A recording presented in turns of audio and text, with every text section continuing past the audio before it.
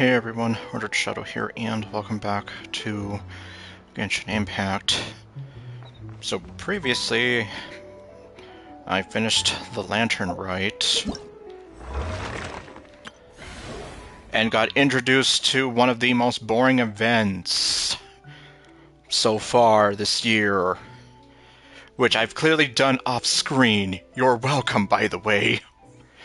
Considering I was practically falling asleep the last stream playing this, I decided to off-screen everything else. I do have some recorded footage.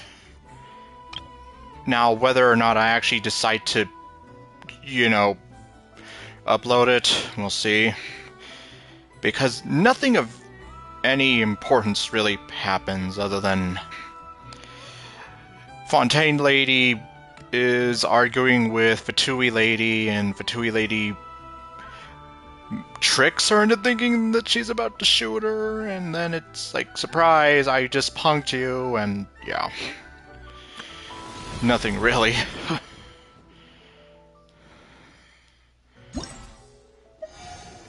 And well,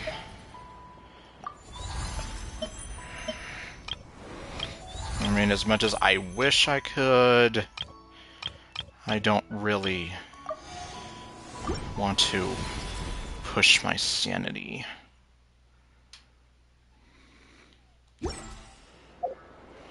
If ever you find that the animals in Nodcry behave in ways you do not understand, just ask me and I will explain. I just love the sound of her voice. Anyhow. And, well, for anyone who did not see, I did get her. Well, I think I showed her off in the last stream, but, well, I guess, just in case. The spirit returns to its dwelling. Okay. Oh, hold on. Laura Welsh. Why does that name sound familiar? Or... Well, then again, we have Laura Stahl, and... Ah, crud. I'm blanking.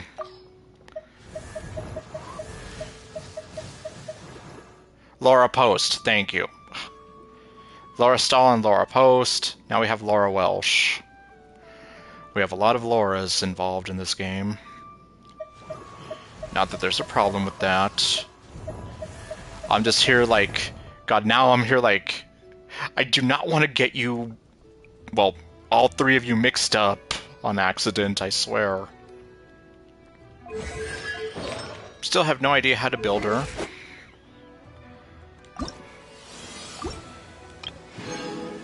Oh. Okay. That which has lost its power. What does that do? I'm not sure.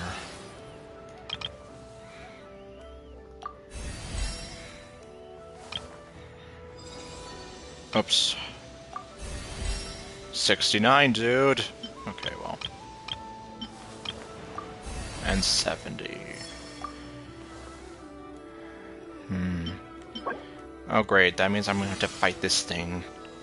Which, I've already fought this thing off-screen a few times. Kind of a real pain in the ass for me to fight, not gonna lie. Okay, well, in any case... Even when the night is gone. Yeah, I'm not gonna worry about those right now. And even when this... Sorry, Llama.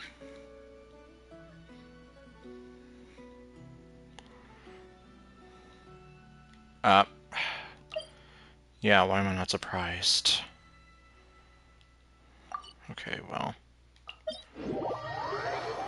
Since we have the ley line, or that whole ley line event kind of going...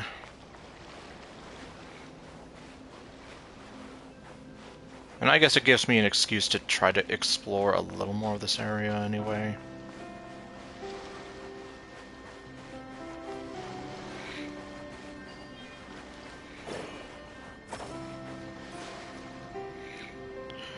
Oh boy, this is like a carnival game.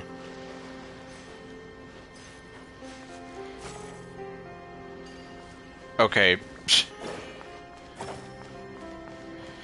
Oh, right, and well, we were introduced to this whole thing revolving around the... God, I don't know what you call this. I already forgot what you call this. Well, all this abyssal energy. No, come back. Oh. Like, it's basically the withering except with abyssal energy.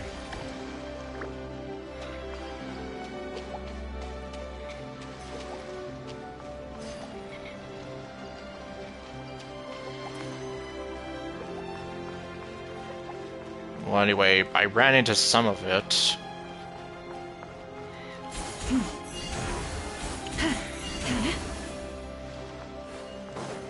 Oh, great. Come back here. Oh. They're gonna fire the lasers at me. Well, at least I'm safe here. Well, maybe not. And hey there, Ninja, you're just about in time to watch me get fired by these lasers. Oh my god, is there a way to...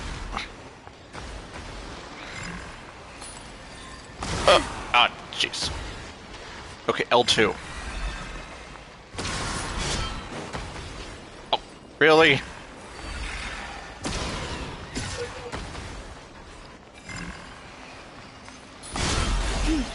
Okay, did that not do anything?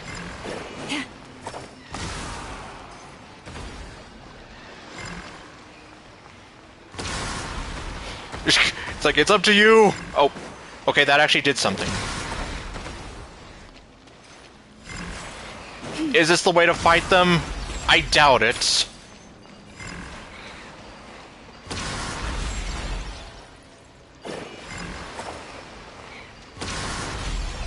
Jeez. I'm at a loss.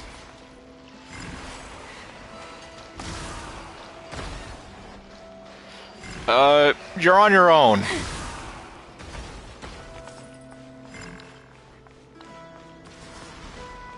Meanwhile, I don't know where those animal slimes went. Oh my... Unless those guys were the animal slimes the whole time. What a twist that would be. They made me think that they were low priority enemies when in reality they have super lasers that can kill you.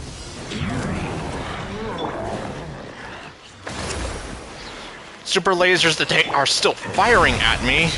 Get to work. Lolly, beef papa, get him.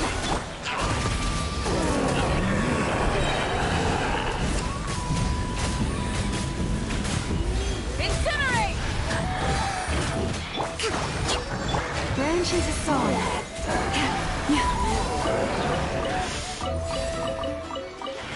Okay, just 3 more of them to go, and it's one of these big fellas.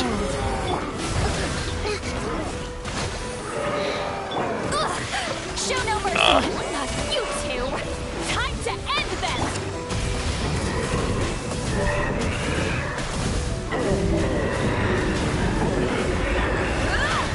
Oh, jeez.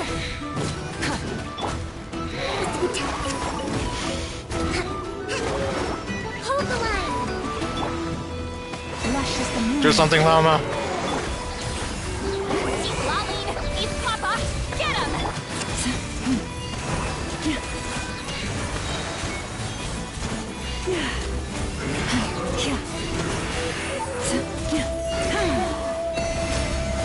Rest and rebuild. With one heart, we pray. Jeez. Try and stop me.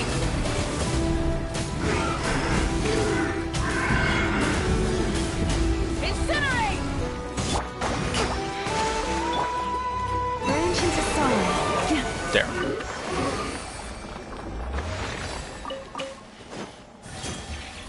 Yep, they're still over there.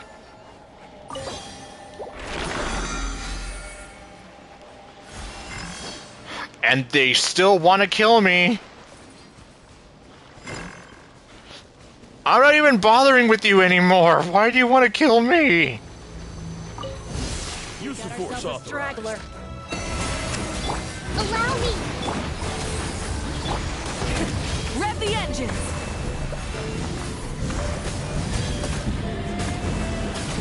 Incinerate.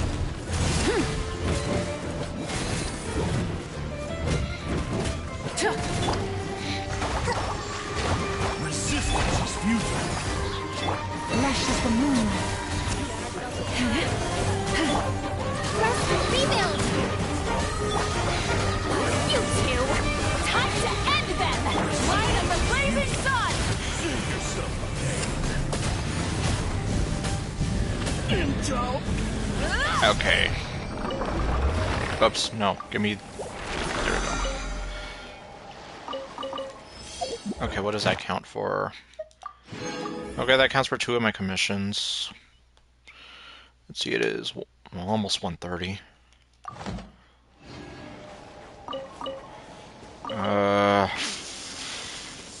Well...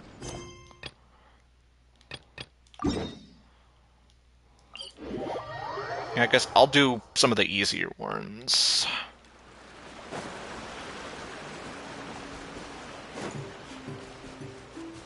And what do we got?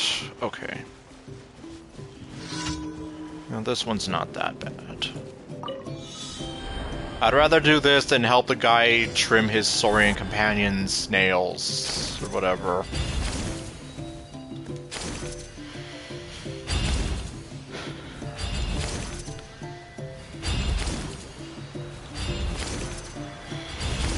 Almost like, if you would rather not be wanting to trim your pet's nails IRL, what makes you think anyone would want to do it in a game, unless they're, like, whatever about it.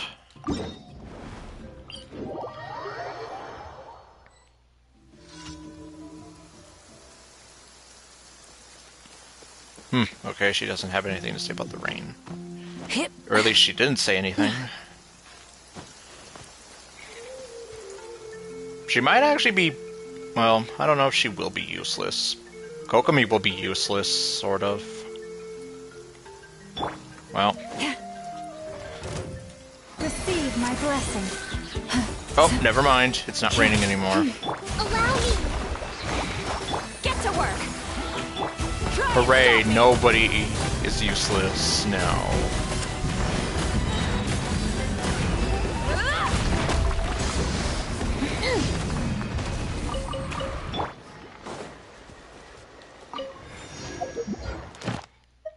Okay, now...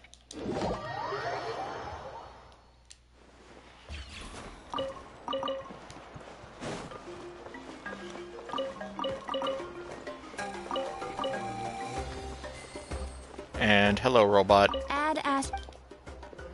Thank you for. Add as. I'll take all of that. Thank you.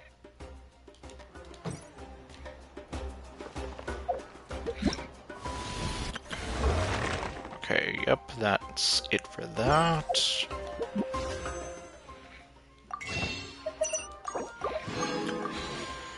Yep, and now I gotta start all over again. Well, if we're talking about Sandrone, yes, I miss her too. This one, I don't know why you would miss her, considering there's at least 7 of them that you can go visit.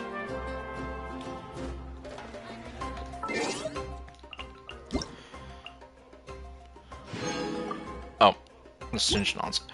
I haven't done the Stinchen Onslaught in ages, but then, I guess for anyone who does remember when I did it, I kinda sucked. To survive hardship, you must prepare for hardship. Yup.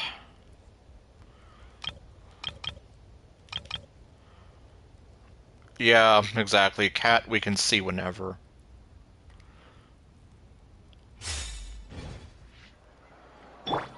I am your moon goddess! Stop clapping for me.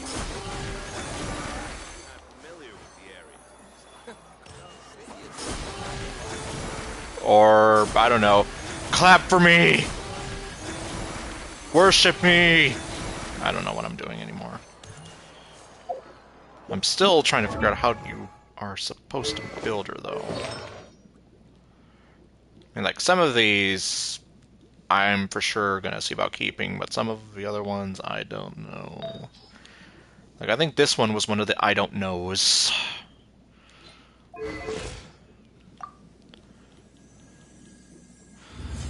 Ugh.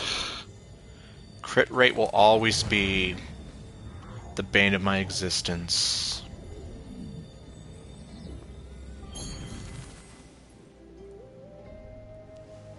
That animation, though.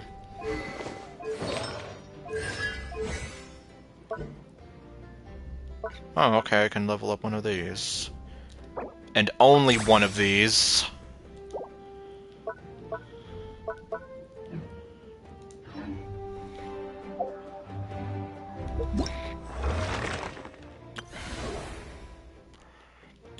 Okay, yeah, since I don't want to bother with that anymore, and thank God I don't have to.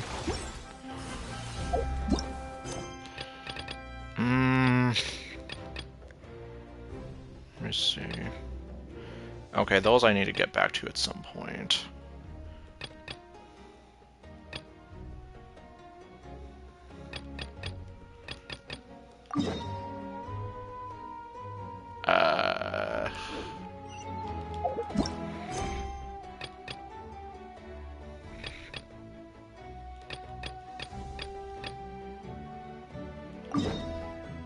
Okay, there we go. Why not just continue this one? Strange. I thought I just heard something. Almost like... Huh? Have you noticed something, Eilua? Never mind that for now. Look over there. I think that's our missing transport. Well, that's weird. That's the vehicle, all right, but there doesn't seem to be anyone around. Huh? Is someone there? Help! Please, help me! You are saying, Pimin? Fear not, because I am your moon goddess. Oh. Oh. You're in here. Squad leader! Thank the gods you're here! Please, help me! Or are you in there? Valdis, how did you end up here? Okay, no, you are stuck in there. Jeez. It's a long story, but the barrier created by these mandragoras can't be broken from inside, so I've been stuck in here for almost the whole day. Mandragoras. Now that I know their name, I guarantee you I will forget it within the next 10 minutes. Or at least by tomorrow. Something about this doesn't quite add up. This place isn't on the main road from Pyramida, nor is it some sort of shortcut. And as for the Mandragoras, they wouldn't usually bother passersby unless they were trespassing on their territory. And even then, they're not... Well, these guys aren't really doing anything. They're just standing around staring at stuff. Meanwhile, the one that's like right behind me is Blair Witching in a corner. In short, I'd like an explanation as to how you ended up here. And a reasonable one at that, or you might have to stay in there a while longer. What if the reason why he's trapped in there is a stupid reason? Are you going to be okay with that? Ooh, you don't usually see Eilua getting angry. Paimon's kind of scared now, too. I don't even know him all that well. And yeah, he's getting kind of angry. A squad leader's got to have a more imposing side, after all. Besides, Lightkeepers are known for their discipline. Are they? Oh, that's true. Yes, being an adventurer really does have its advantages. It's a good thing we're only honorary squad members, or we'd be subject to his discipline too. Meh. All right. Last night, I found the path to our camp blocked by a large group of mandragoras. And that guy just walked over the treasure chest. You know how I like studying insects and plants, squad leader, and it was such a rare sight to see this many mandragoras gathered in one place. And that's what you get for being a plant nerd. Well, then again, Tanari's also a big plant nerd. I didn't want to miss the opportunity, so I followed them all the way here, but then... Although I imagine Tanari would have handled this much differently. I'm so sorry. I'll take responsibility for this, I promise. How about I cover Night Watch for the coming week? No, make that the whole month. Let's just rescue him first. You know, we already have the supplies, so... What do you mean? You're not just gonna leave me here, are you? Please, I know I was in the wrong. Wait, I didn't say I was gonna leave you here. You know, he does look really sorry. Let's just save him first, alright? He's got enough punishment waiting for him as it is. Oh, well then again, I guess Okay, I guess this is one of those cases where the options do matter. You're right, Paimon. We can discuss the breaking of regulations after we get back. For now, let's concentrate on getting him out of here. I could use your help again, Traveler. Don't worry, my eyes and I are on the case. Thank you. Oh, I hate to see a grown man cry. Oh, I'm actually playing as Iluka. Oh, no, I didn't want to do that. Or maybe I did.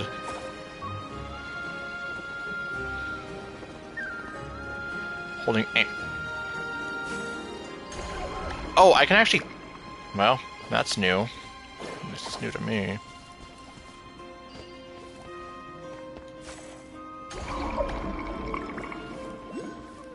Oh. I'm gonna grab one of you.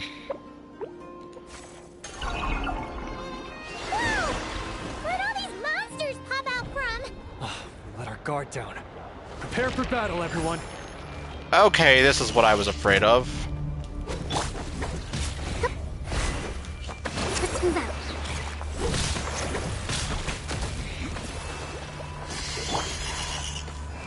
Surge.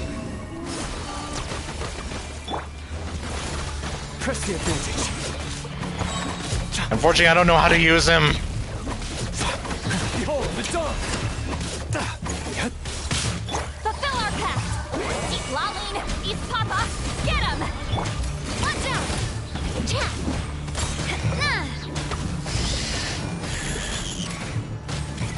I guess this is what I get for wanting to bring out Columbina for a little bit. Hold the line. Wayne. A proper send-off from the Cena with love. Be gone, Shadow of Darkness! A new moon rises. The power of Christ compels you! Or the power of Columbina compels you, I don't know. Show no mercy! Suffer the wrath of Eastleigh! Behold the dawn! You're in my sights!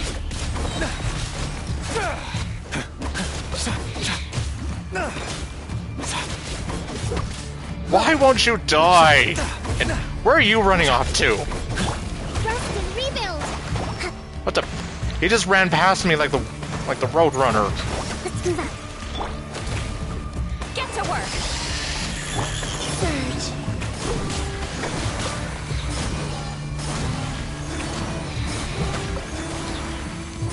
Attack! Oops, wrong one. That's the way. Coming at ya! Are they dead yet?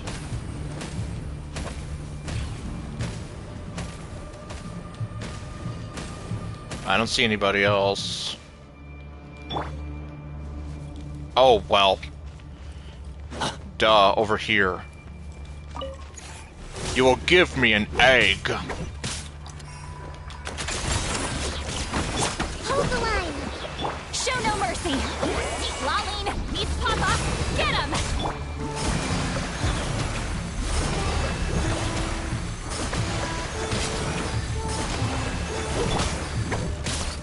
Hey there! You got this!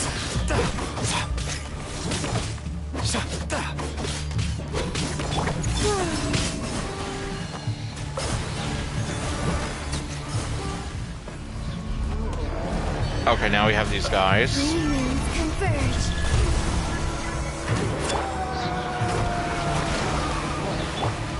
Light compels you. Go get him, Aiden. Who's Aiden?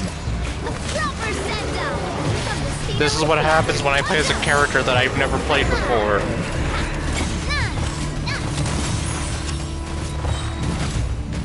Haha. Yeah. Watch out. Where'd that come from? Allow me. Press the advantage. Behold, the dawn. Get to work! Suffer the wrath of Eastling! Surge. A new moon rises. Covenant of the deep. Well, at least he's holding the zone.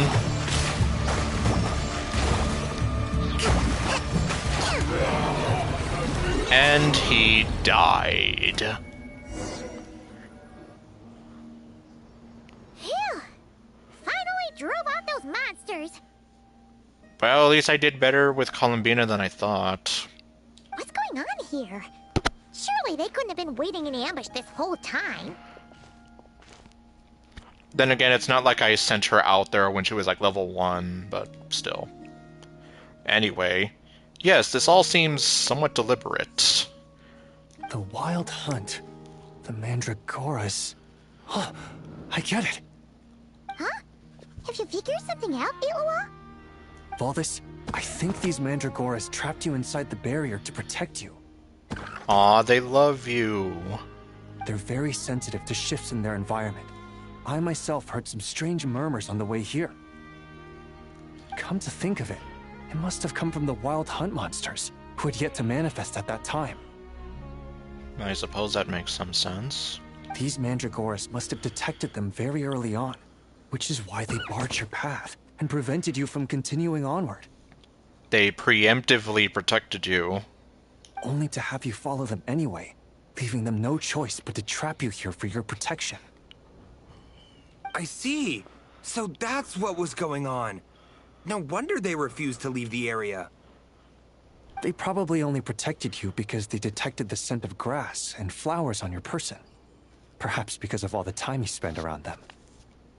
They think that you're one of them. One of them. Either way, thank you both. There doesn't seem to be any further danger.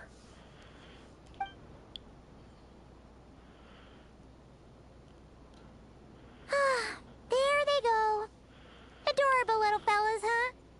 And they didn't even ask for a reward. Lumine's eyes. Imagine if we had them around to watch our backs. We'd never have to worry about being ambushed while opening treasure chests again. Paimon, when has that ever happened? Okay, maybe it happened to me a few times early on in the game, but still. And plus, her eyes see everything. Her eyes are second only to Columbina's eyes. Yep, the empty eyes of doom. Compared to Columbina's eyes where they can see the cosmos. You know, putting it like that, it was kind of understandable that Valdis would want to follow them. Because he's a plant nerd. Right? Finally, someone understands me. Nice try, buddy. That's no excuse for neglecting your duties. I know, I'm sorry. I'll take whatever's coming to me. You will now be forced to camp out here for 10 days. All right, now that we've got him out, let's head back. The others are probably starting to worry. Yeah, I don't even remember what we were supposed to be doing. I literally triggered this quest at random one time. Alrighty, that's the issue resolved and our fuel stocks replenished. Thank you both very much. Don't mention it.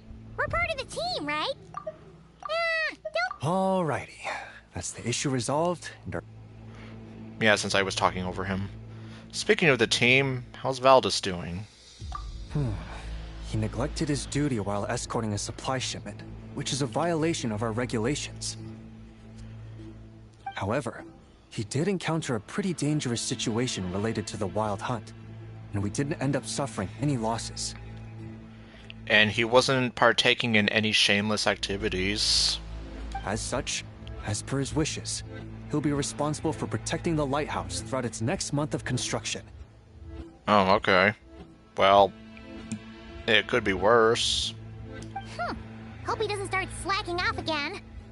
Now that she's a member of the team, Paimon's gonna start coming down to check up on him. Oh, and see how the lighthouse is coming along, too. Speaking of which, Paimon wonders what it'll look like once it's all done. It's gonna be ugly. It won't be as impressive as the one at Final Night Cemetery, that's for sure. Still, it'll be bright enough to serve as a beacon to guide travelers through the night. Well, that's good. So long as we're able to keep people safe, whether from the wild hunt or anything else, our efforts will not have been in vain. Anyway, I should go back to sorting through our archives. All that work isn't gonna do itself. No rest for the Ratnik, huh? And no rest for the wicked. Just don't overwork yourself, alright? Don't worry, we won't be this busy forever. We should be able to put our feet up a bit once this place is up and running. Whenever that'll be. In that case, we'll help you out. That way, it'll be done in no time. I'm sure me and my eyes can handle this. Your help would be most welcome, believe me. But I'm sure you've got a lot on your plate already.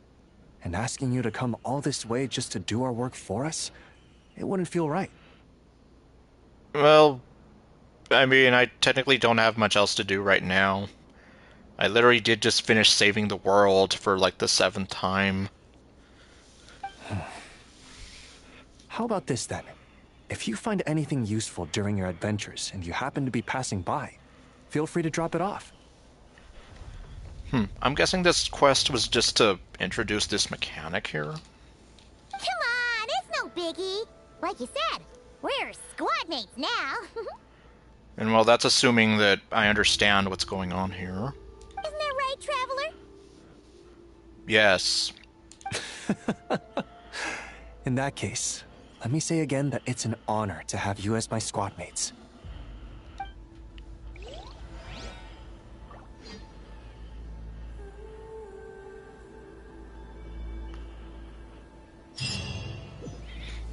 Okay. Ah. Well then. Okay, so it looks like it's another one of these.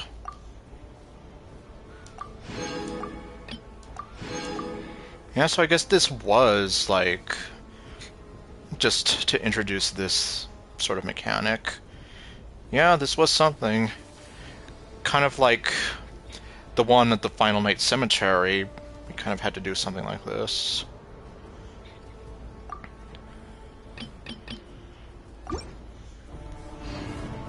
Alright, I guess good to know.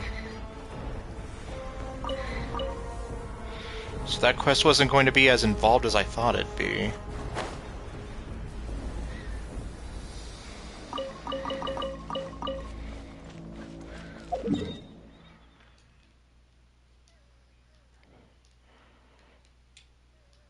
Yeah, I have most of these unlocked, but not all of them.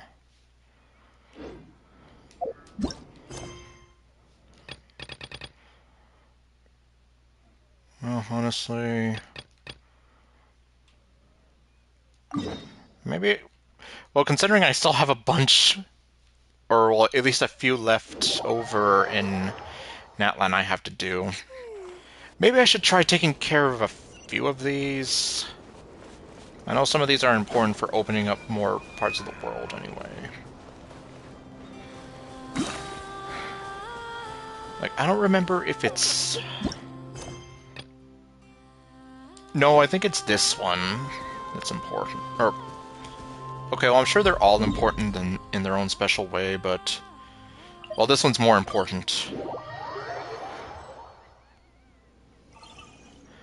Yep, so previously we met this little girl, and she wanted us to follow her somewhere, and then we ended up in this cave.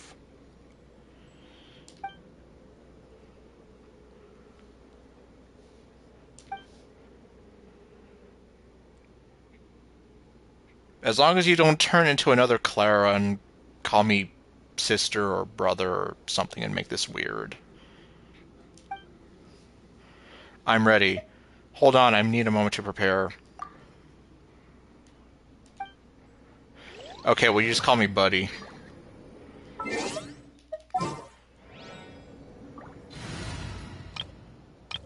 I guess I'll go with them. Hopefully.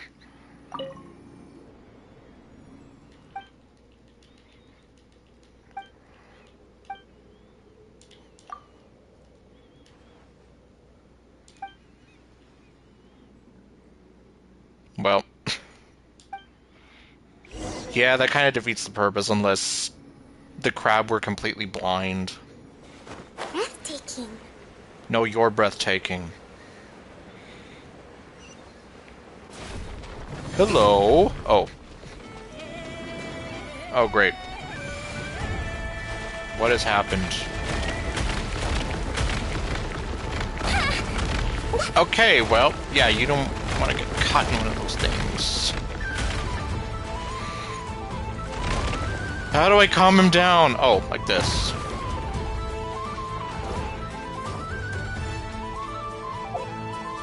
Oops.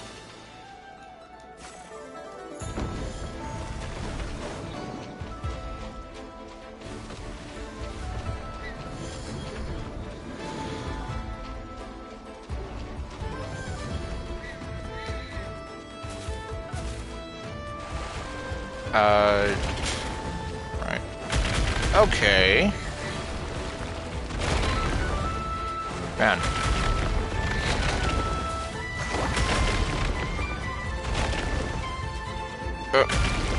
Oh, jeez. Oh, pff. Oh, I hate to be that guy. Oh, I needed that. I needed that too.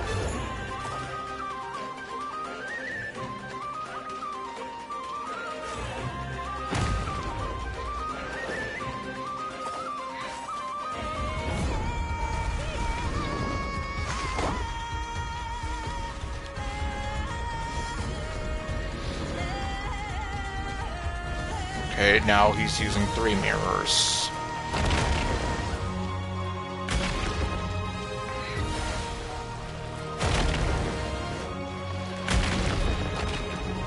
I guess I could have done this with technically any character then. Ah. Well, I guess any character that will not die.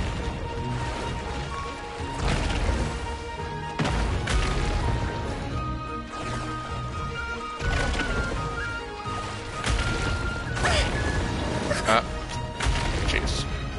Is it over? No.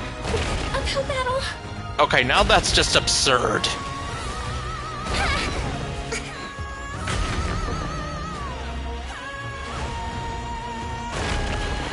It's like, now he's over here running around with his 5 mirrors.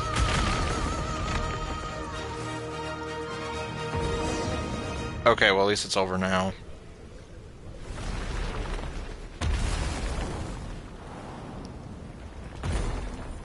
We did something! What exactly? I don't know.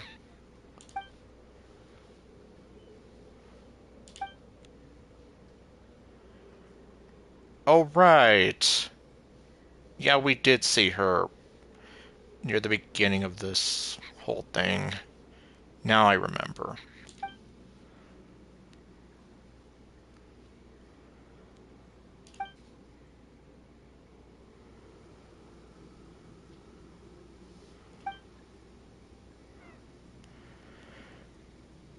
Her eyes have no soul.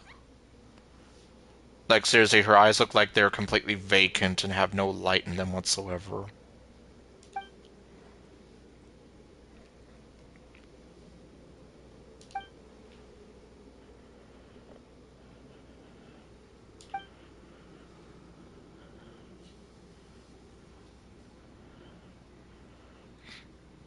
I mean, if you put it that way, yeah, it does sound hopeless, but I mean...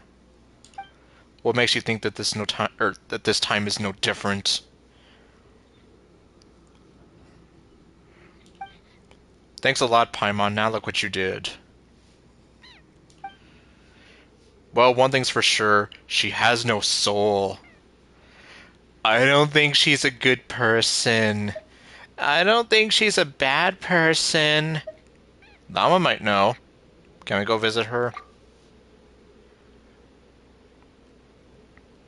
Well, when is that gonna be? Oh. Oh, there you are. Yes, I've calmed down after the crabs started terraforming this whole place and throwing me around.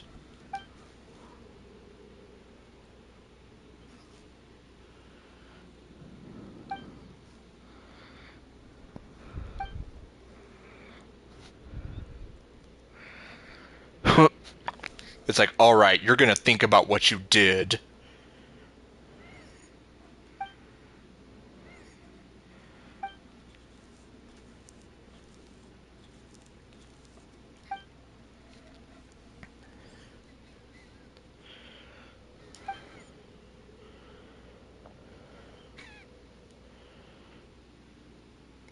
And collect my free meal ticket. Oh. Well then. Exactly, what's the point then?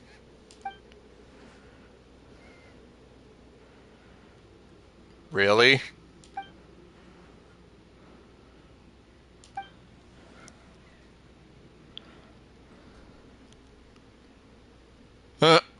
Well...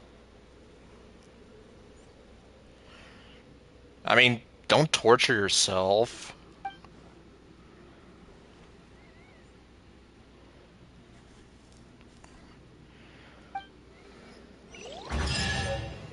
Okay.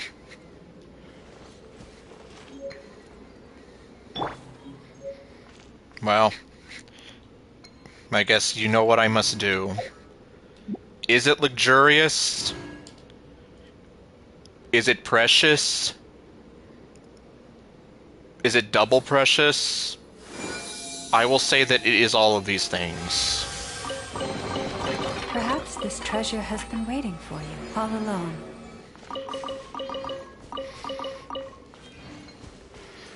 Okay, well... You know, now that I think about it... Yeah, I know I'm just jumping around all over here.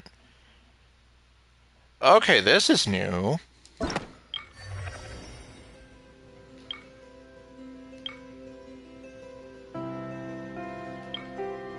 To be continued. Well, at least they're telling us that it's to be continued. Like, for real. As opposed to just all the other times it's to be continued and then we never hear from it again. Yeah, it's like we still have Cyno's quest to complete. Oh, and it tells you all the ones that you have finished. Okay.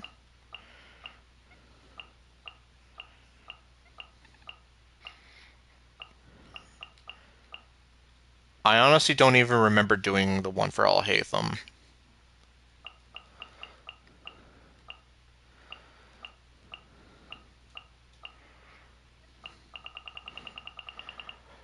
Apparently I'm hearing that eventually they're going to try shifting the game's focus to be more character-oriented and bring back some of these character quests, but that's just a bunch of rumors I've heard. Adorable little psycho.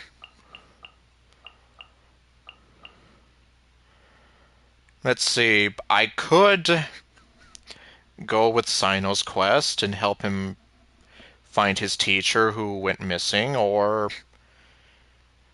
Because I have been bothered by it for so long, we can go ahead and try to get to know evil much better. And yeah, hopefully. Because I like these. Unless it's like Nilu's, where you don't even get to spend time with her, and she's just there for the sake of being there. Versus something like Farina's or even Mona's, where you learn a lot about them, and you even get to kind of see what they're like. Especially in Farina's case. If we go through your quest, will I finally know why you're a mutant? Beauty experts? Okay, this is getting a little weird. Let me see, is it time? Yeah, it's time. Happy New Year, everybody.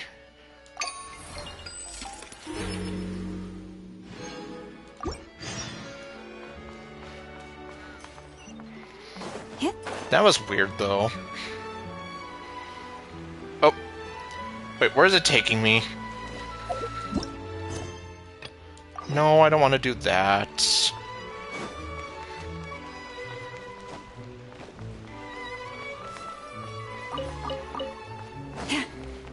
Oh. Here we are. What's going on over here? Oh, no, wait, this isn't Chiori's shop. Chiori's shop's over there.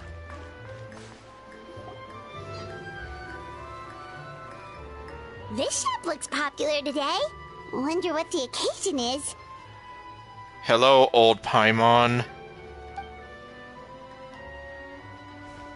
Butterfly Dew Cosmetics now on sale. Huh, looks like it. Yeah, I guess if I needed to have another comparison between old Paimon and new Paimon... Yeah, new Paimon is definitely a little more easy on the ears. Oh, Seedween's here too. Evil! Hey there, Seedween! Evil!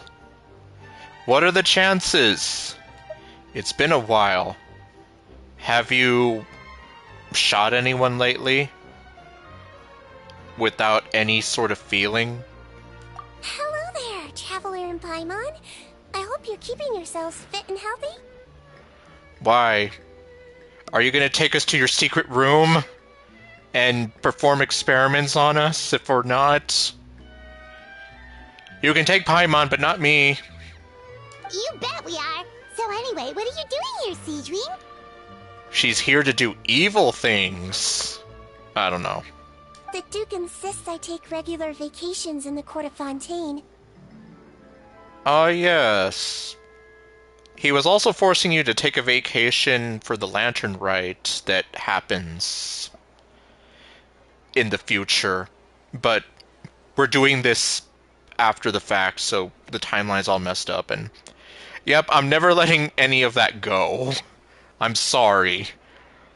Like, the story almost set it up to the point where you think she's some kind of cold, heartless, mad scientist, when in reality, she's the most adorable-looking evil mutant ever. It's like, don't let those... Oh my... I don't know, are those hearts in her eyes? I can't tell. They're either diamonds or they're hearts. If they're hearts, that's a little too on the nose for me. Plus, I just want to know why you look so different.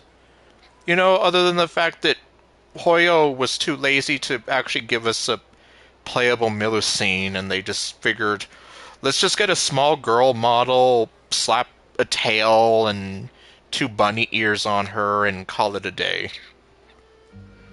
This one just so happened to coincide with a promotion for a new skincare product, so I came over to take a look. I like to keep up with the latest industry developments when I can, to help me with my magazine articles. Wait, do you write a magazine? Or do you write for a magazine? Or... Wait, you write? For a magazine? Which one? Yeah, this is the first I've heard of it. It's called Beautés en Fleur, and it's run by the Fontaine Beauty Association. I've done lots of articles about skincare for them, using the pen name Maritime Flower. Okay. So basically, it's a pseudonym for you. So Beautés and Fleurs. Oh, wow! You're a Maritime Flower? If Paimon's not mistaken, you're one of the leading figures in the Fontaine Beauty Association! That's scary. When did you start reading beauty mags? Exactly, you've never been interested in this stuff before. Have you?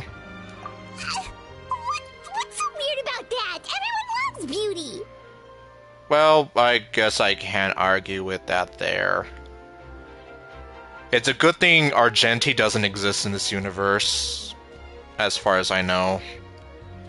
Otherwise, he would probably be here telling you all about the power of beauty. I really like this role. The staff at cosmetic shops are always so polite. And as long as I wear a big smile on my face, I always get the best customer service. Stop winking at me! And let me guess, if you bring your tranquilizer gun, you get even better customer service. Well, they sure don't want to make an enemy of the Maritime Flower. Yes, because then she'll come back with her tranquilizer gun and shoot you with it. I don't know. So, what got you interested in beauty products, Adrian? How'd you become a leader in the Beauty Association? How many heads did you make roll? Obviously, it's because of Cedrine's love for beauty. Still a leader of the Beauty Association? That's incredible.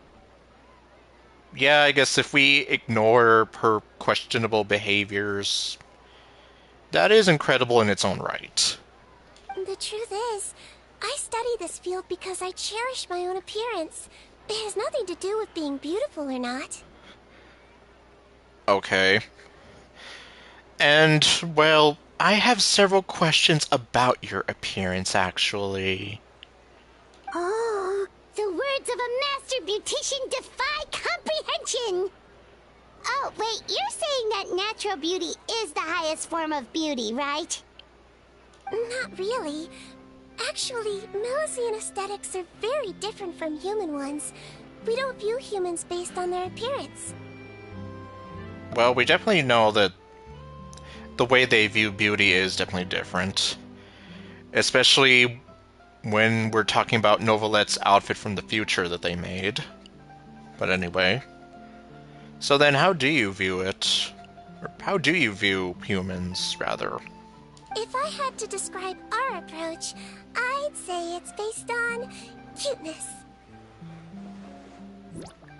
Stop winking at me! And okay. Oh, really? You mean like how I chose Lumine over Ether because I just looked at the two of them and I thought that the girl looked cuter? And just, like, you know, I'd rather play with her, play the game with the girl character because, well, whatever. And boy, did I not know what I was in for by doing that. Yep. Still, I really value my current appearance, and in the process of taking care of it, I've ended up learning quite a lot about skincare and stuff. Yeah, I guess I can kind of see that. It turns out, my knowledge and experience is pretty popular with beauty product lovers. It came as a big surprise to me, though. Yeah, I guess for some, cuteness and beauty go hand in hand. Unless you're Natsuki, in which you don't want anyone calling you cute. Oh, Paimon gets it now. But speaking of your appearance, how come you look human anyway? Are you like only half Milesian? There! She said it! She said the thing that we've all been wondering! But do we finally get our answer? Ooh, wait, sorry. That was probably really offensive, wasn't it? Well, okay, if we're being real, yes, it kind of is. But at the same time, it's like you're wondering the same thing all of us are. No, I don't mind. I'm not mixed, though. I made a decision to turn myself into this form a very long time ago. You did? How does that work? If you're interested, I could tell you the story. You actually have me interested now. A shape-shifting story? Oh, heck yeah, of course we're interested! Can all Melusines shapeshift like you can? Once upon a time. Once there was an ugly barnacle. He was so ugly that everyone died. The end. That didn't help at all. Long ago, humans rejected Melusines, and Melusines feared humans. There was one Melusine who became fascinated with human medicine, but no human wanted her help. And there was one girl who liked Melusines, so no humans would make friends with her. So, the Melusine became the girl's friend, and the girl became the Melusine's patient. Your checkup's all done. You're still in perfect health. Thank you, Dr. Melusine. In this game of doctor and patient, a friendship was born. Then, one day, the girl fell ill. The Melusine was the only doctor to arrive on time, but the adults sent her away. Scram! Melusines can't be trusted! So just because I'm not human, I can't save my best friend? In desperation, the Melusine approached the frightening witch. She begged and begged until she got a reply. If you take this potion, concocted of sin, you will gain a human face and grow human limbs. But then, you will lose everything that attracted this friend of yours to you in the first place. Can you accept that? The Melusine did not hesitate for very long.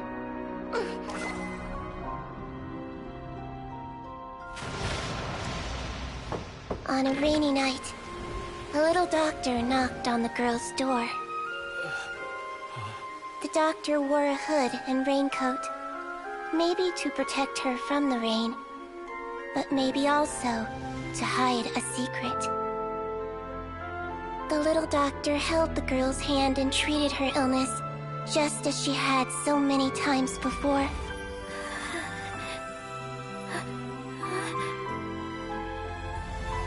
Dawn came, and the little girl's condition improved. But the little doctor was long gone, for she knew her friend would never recognize her again. And so, since then, I've lived my life in human form. Most people who know me just think I was born this way. Not going to lie, that was actually pretty damn depressing. And I guess if we do remember Novelette's story, then yeah, 500 years ago, people were mean to Melusines. Compared to present day, where everyone loves them and they're even protective of them. And yes, I will not even begin to tell you all the theories I saw about how you were born this way. And the fact that there's an evil witch who had a potion concocted of sin just raises so many concerns for me. Ooh. A witch? A potion? Why does this sound like a fairy tale? I mean, because a lot of fairy tales do kind of have that. Just look at the Little Mermaid, kind of. Trust me, it's a true story. Must be the way you told it then. It just sounds so... You're an incredibly kind person, Siegeween.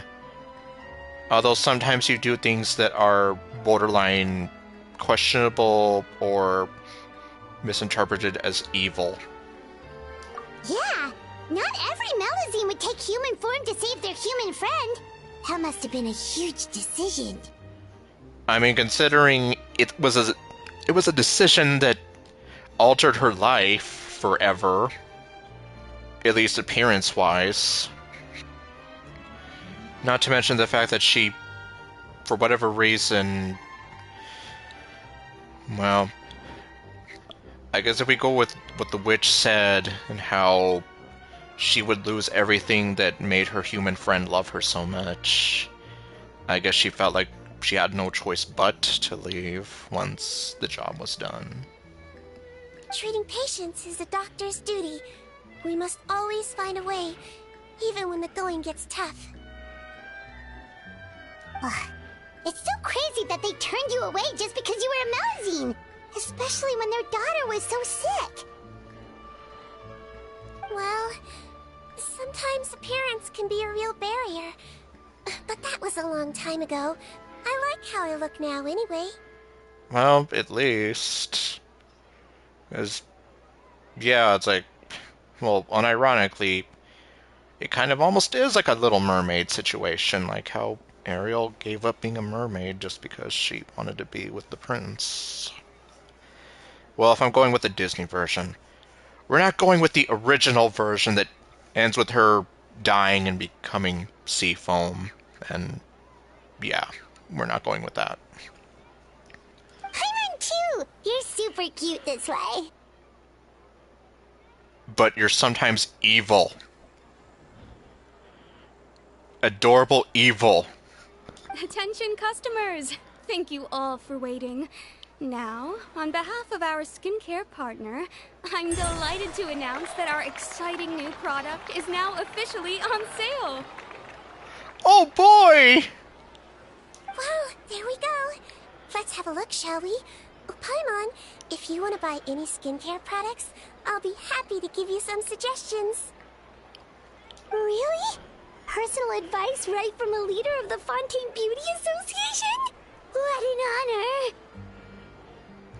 Argenti would like to know your location. Allow me to introduce our newest skin lotion, Butterfly Dew. I'm sure many of you have already read about this product's trials in the newspapers. Actually, no, I haven't. So I'm just gonna pretend like I do know, but not say anything. To say that it improves skin quality is an understatement. This product gets its name from the way it transforms your skin and makes it glow anew, like a butterfly emerging from its chrysalis and spreading its wings for the first time. Bust out of that cocoon and become a butterfly, yo. God, I can't believe I remember that. If you don't know what I'm referencing, good. That show was cancelled after like a year or so. We are thrilled to have the inventor of this fantastic product with us here today. Please welcome Mr. Rawat, a researcher from the Fontaine Research Institute. Now, without further ado, I'll hand over to Mr. Rawat to tell you all about what Butterfly Dew can do for you. Heh, you made it rhyme. Okay, let's see what my eyes think of this Mr. Rawat person. Thank you. Hello, everyone. I'm Rawat, and I developed Butterfly Dew. Okay. Hi. Wow, what a looker. Okay. Well then, someone's already in love with him. He's so dreamy.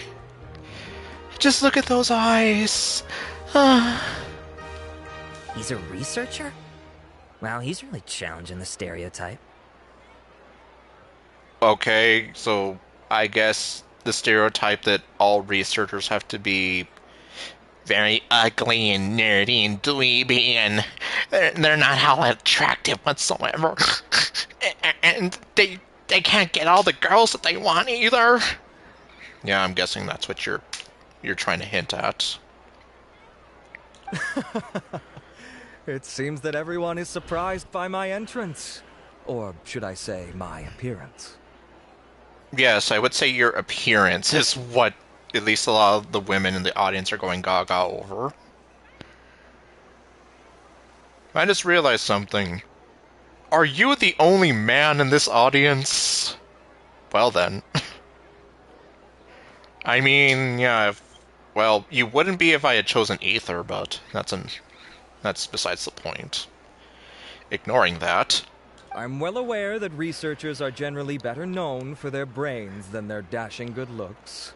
In that regard, I do believe I break the mold somewhat. Oh, please. Don't be so humble, Mr. Rawat. Of course, appearance is a skin-deep way of defining a person. And yet one's appearance can be a very real set of shackles, holding a person back in their life.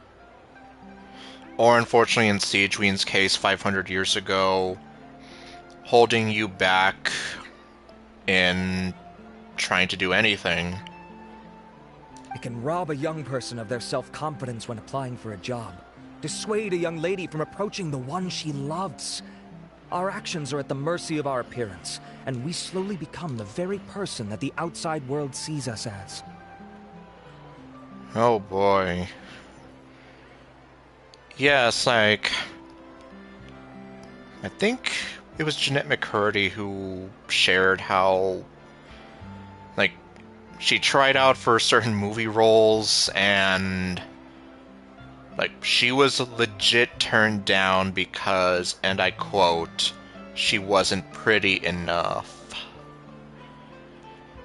If that doesn't destroy someone's self-confidence, I don't know what would. Like, imagine, especially as a young woman, being told you're not pretty enough for something. Like, what the actual hell? So I can kind of agree with what he's saying here.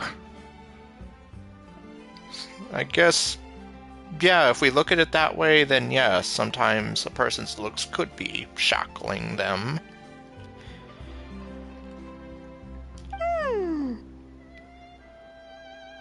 But what if I told you that those shackles can be broken?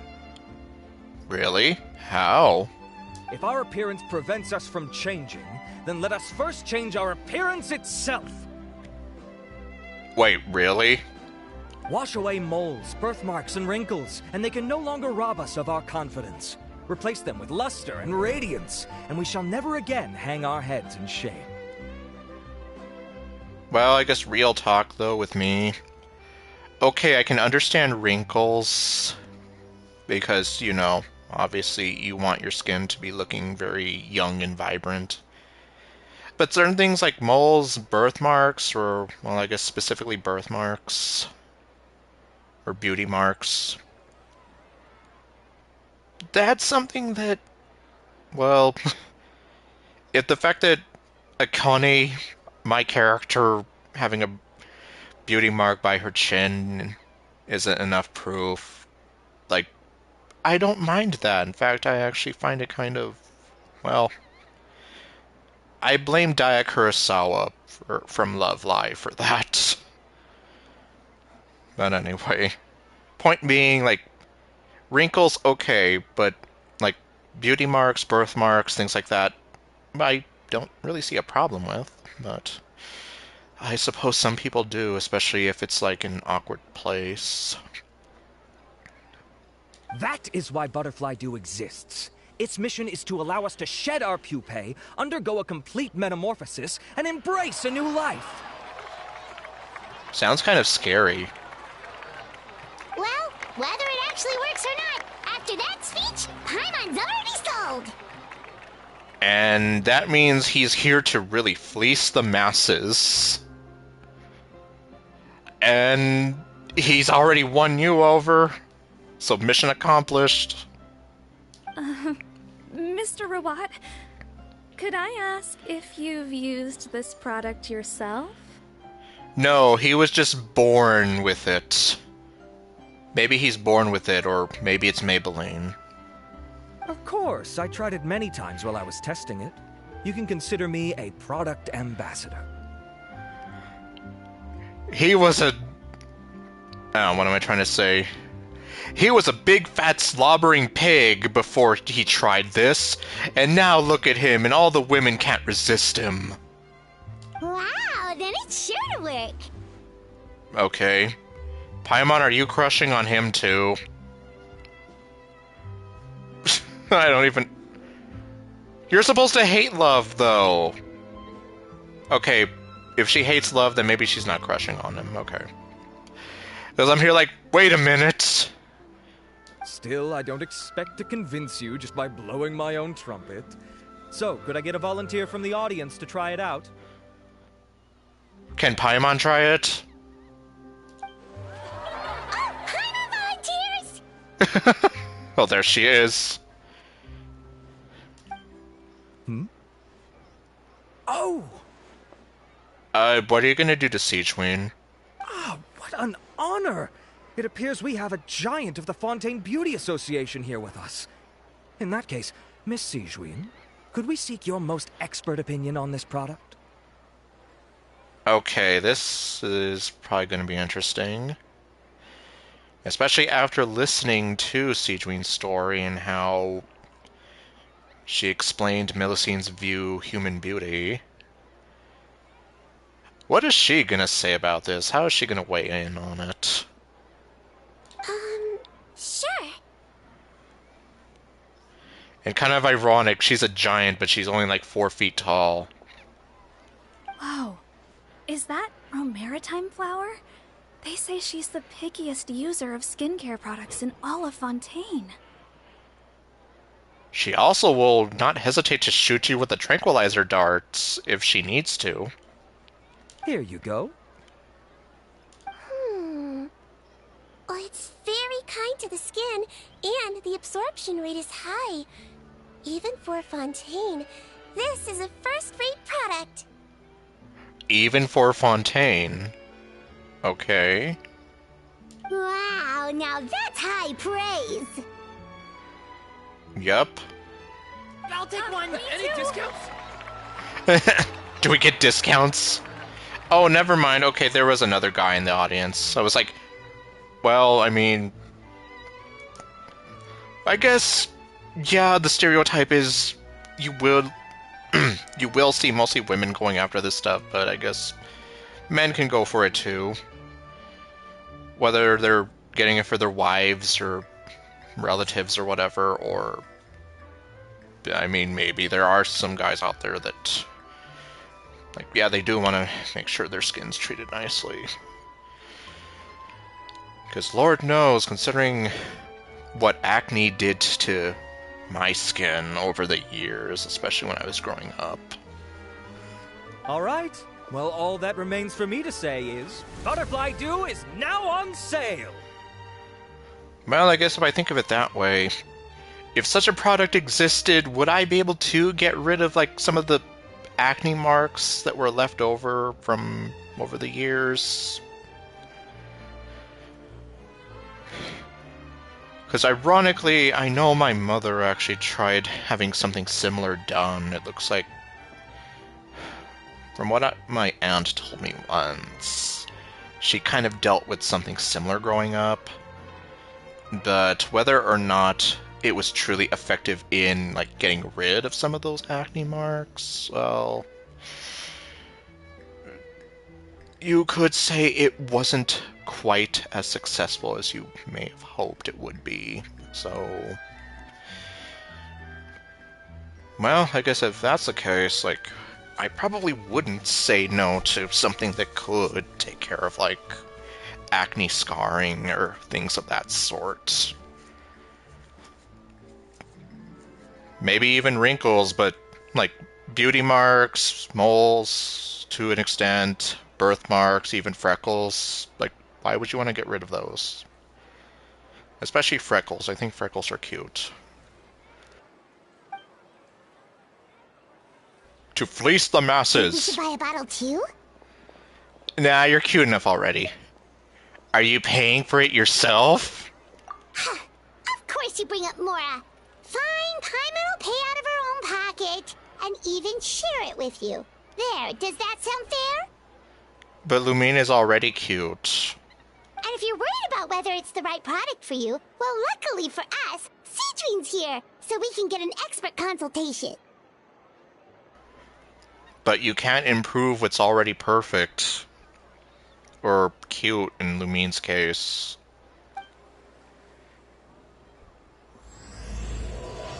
The warmth of lies. Okay. That title isn't foreboding in any sort. Hello, lady. What are you doing? Aw, I wish I'd saved up my pocket money. Maybe next year.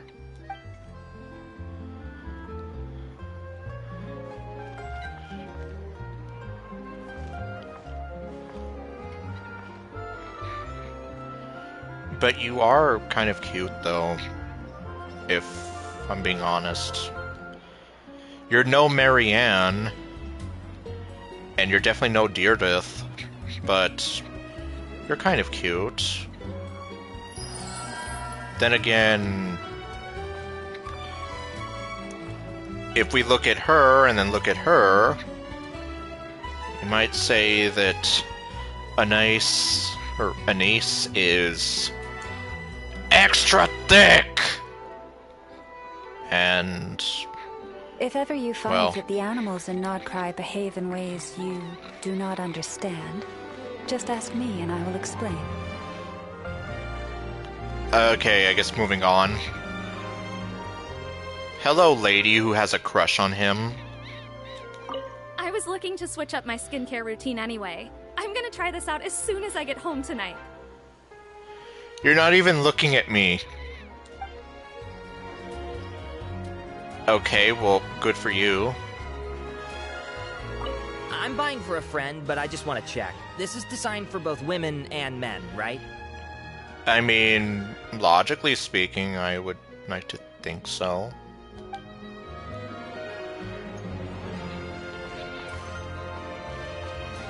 And what do you have to say? Stocks are running low, so purchase soon to avoid disappointment. So don't delay, act now, supplies are running out. Okay, no.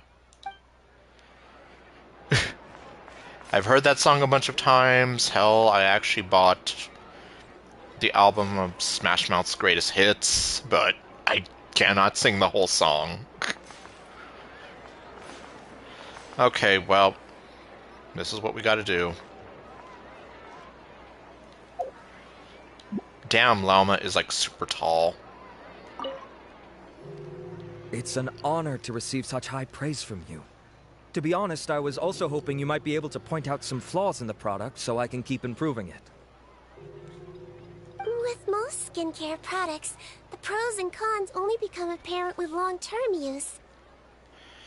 Yes, like I imagine if you don't see any improvement in alleviating any wrinkles or whatever. It would have to be like crazy magical if it's like you put it on your skin and like within 10 seconds everything is perfect. Oh yeah, this one has instant benefits. Improving skin quality without any obvious side effects. It's one of a kind. And yet the title of this chapter kind of makes me wonder. Don't worry though, I plan to keep using it, and I'll publish regular reviews in Beautés en Fleur. You can read my thoughts there. All you need to do is subscribe. Like, comment, subscribe. Okay, no. Oh, I was hoping for a more casual conversation, but you are a beauty association leader after all. I understand if you want to keep this professional. Well, I mean, what were you hoping for? Cedrine! Oh, excuse us, Miss Beauty Expert, but do you think this product is a good choice for me and her? Well, I already told you, Paimon. Lumine doesn't need it. But yeah, I'm here like a casual conversation, okay, but Like, yeah, what would you have been expecting from it? Wait, are you the renowned traveler? That's right. Famous war criminal wanted in 5 nations. That's right, and by her side, the equally famous Paimon. I never heard of you. Imagine. Well, I don't normally handle customer questions personally, but since it's the traveler asking, allow me to make an exception. Oh, okay. Butterfly Dew is made for all skin types, so no matter who you are, you can rest assured that it will be kind to your skin.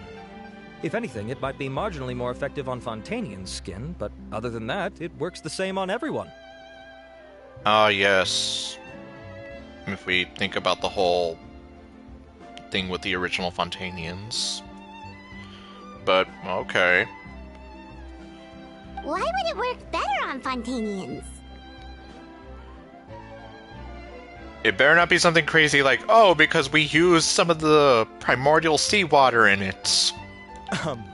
In the interests of protecting my trade secrets, I'm afraid I can't answer that, Miss Paimon. You're totally using primordial seawater, aren't you? Alright then. How about a friend discount? But you've only just met. Save yourself the trouble. I'd be greatly honored to have both of you use my product. Here, take 2 bottles for free. For free, you say? Yay! Paimon's private fund survives! Jeez.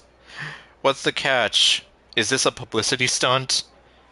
Do you want us to walk around and sing the praises of the product to get more people to buy and fleece the masses? I can see why you might think that, but please don't misunderstand. This gift is simply a token of my esteem. There's no business motivation behind it. Are you sure? To me, finding new customers for Butterfly Dew is about meeting kindred spirits, fellow admirers of physical beauty. I consider it a labor of love. Man, you and Argenti probably would have a lot of things to talk about. Assuming you're not secretly evil. Admirers of physical beauty? Eesh, that's embarrassing to say out loud. It sounds so shallow. I guess in a vacuum, it does sound a little shallow. Like, I only care about physical beauty. I don't care about that so-called inner beauty I've heard so much about. It's nothing to be ashamed of, Miss Paimon. Most people claim to desire inner virtue, but it's still physical appearance that turns their heads. And unfortunately, I cannot fully disagree with him. It's like, yeah, I've kind of seen it for myself. Hell, in some cases, I've even experienced it myself, so... Yeah, as much as you want to think, like, oh, they'll care about the person I am deep down, like, my true self. In reality, there are still people who are just gonna be judging you on the outside, and they're not even... Like, at best, they might give you a chance to kind of, you know, show what you can do and get to know you. At worst, they will take one look at you and not give you the light of day whatsoever.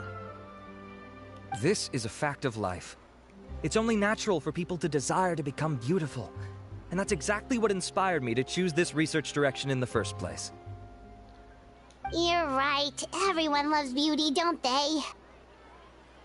Look at the time. My apologies, but I have other things to attend to. I'll leave you with these 2 bottles of Butterfly Dew, and I look forward to seeing you again. Okay. Paimon, I'd say there's no need for you and the Traveler to use this product for now. You know, just in case it's cursed or dangerous. Why? Is there a problem with it? Okay, Siegeween, are you gonna tell us? The quality is fine. I just think there's room for improvement. I think I could add some ingredients to the mix to make it more effective. Huh. Well, he did say he wanted to know, like, what he could improve with. Really? Then why didn't you tell Rawat about that? I know, like, he literally even said, like, he wanted to hear, like, what he could do. Researchers are a very special breed of human. It's so weird hearing her talk like this. You can point out their flaws to their face and they won't mind very much. But if you tell them that someone else could do a better job, ooh, now that'll make them really upset. I mean, that could probably go beyond just researchers. I mean, like, anyone who probably works in, I don't know, like, creating something, whether it's, like, involving research or just artistic value or whatever. The moment you tell them, like, yeah, this is good, but I know someone who can do it better, that's just gonna feel like a slap in the face. So, yeah, I can't deny that. If I'd mentioned it, he probably wouldn't have given you those 2 bottles for free. Because then his whole demeanor would have shifted. Huh, fair enough, that makes sense. If you're interested in the more effective version, I can write up a list of ingredients for you. Just come get me once you've gathered them. Oh, we're gonna make this thing? When you say more effective, you mean it'll make Paimon even prettier? Ooh, how can we say no? A prettier Paimon?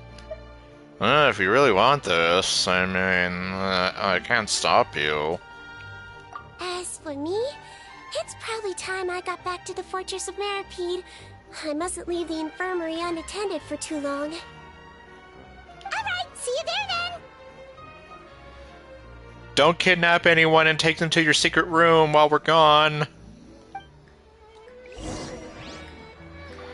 Okay. Well, she's still here.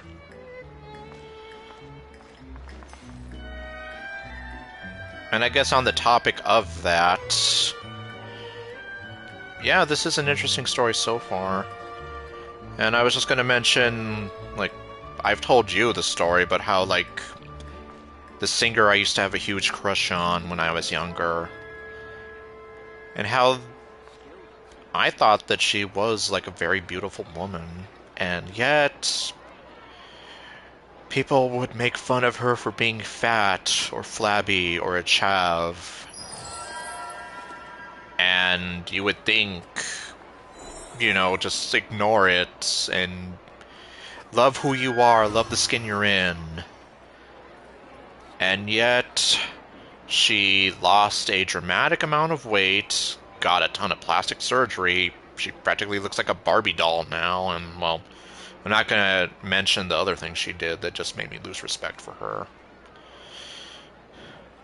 Which is kind of like, well, I wouldn't say it's a cautionary tale, but this kind of illustrates the point where, I guess I imagine, especially as a woman, you feel so pressured to, like, I have to look a certain way, otherwise people aren't going to respect me or love me or something or other. And in some cases, sometimes I wonder if that was something Darlene maybe dealt with.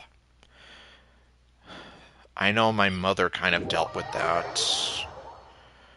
Like, she was very, like, conscious about her appearance and, like, making sure, you know, she kind of kept her standard, or kept up to her standards, so to say.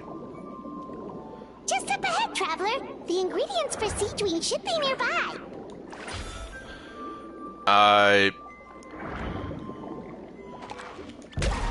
Do I have to kill this thing?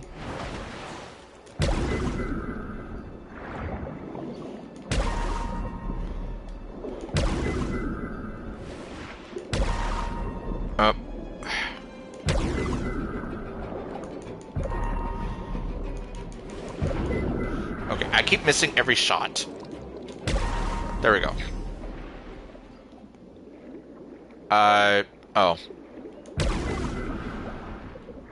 Okay. Whoop. I could have gotten one of those from my inventory. Okay, well. Fine, I'll play it your way, game.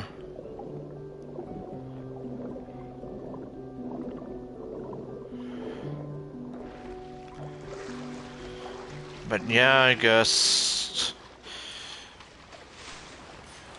as a guy, like, I don't have to worry so much about that, or at least I'm not as bothered by it. But it's like, yeah, I guess for a woman, it probably feels... That's everything! Let's head to the Fortress of Mirapede! It feels that much more, like, there's more pressure. So, like, naturally you feel like, okay, I have to look a certain way, otherwise, like, I'm not going to be able to... Well, I think one of the examples he gave was, like, obviously, like, getting a job or somewhere, or even being able to talk to someone that you're romantically interested in. Well, ironically, I guess I've kind of dealt with that one myself.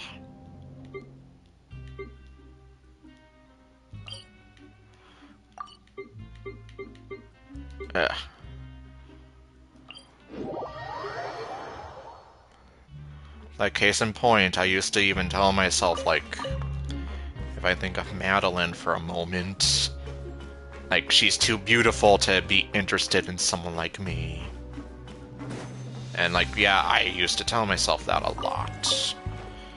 But then it's like, I did not have the, like, the most self-confidence in myself.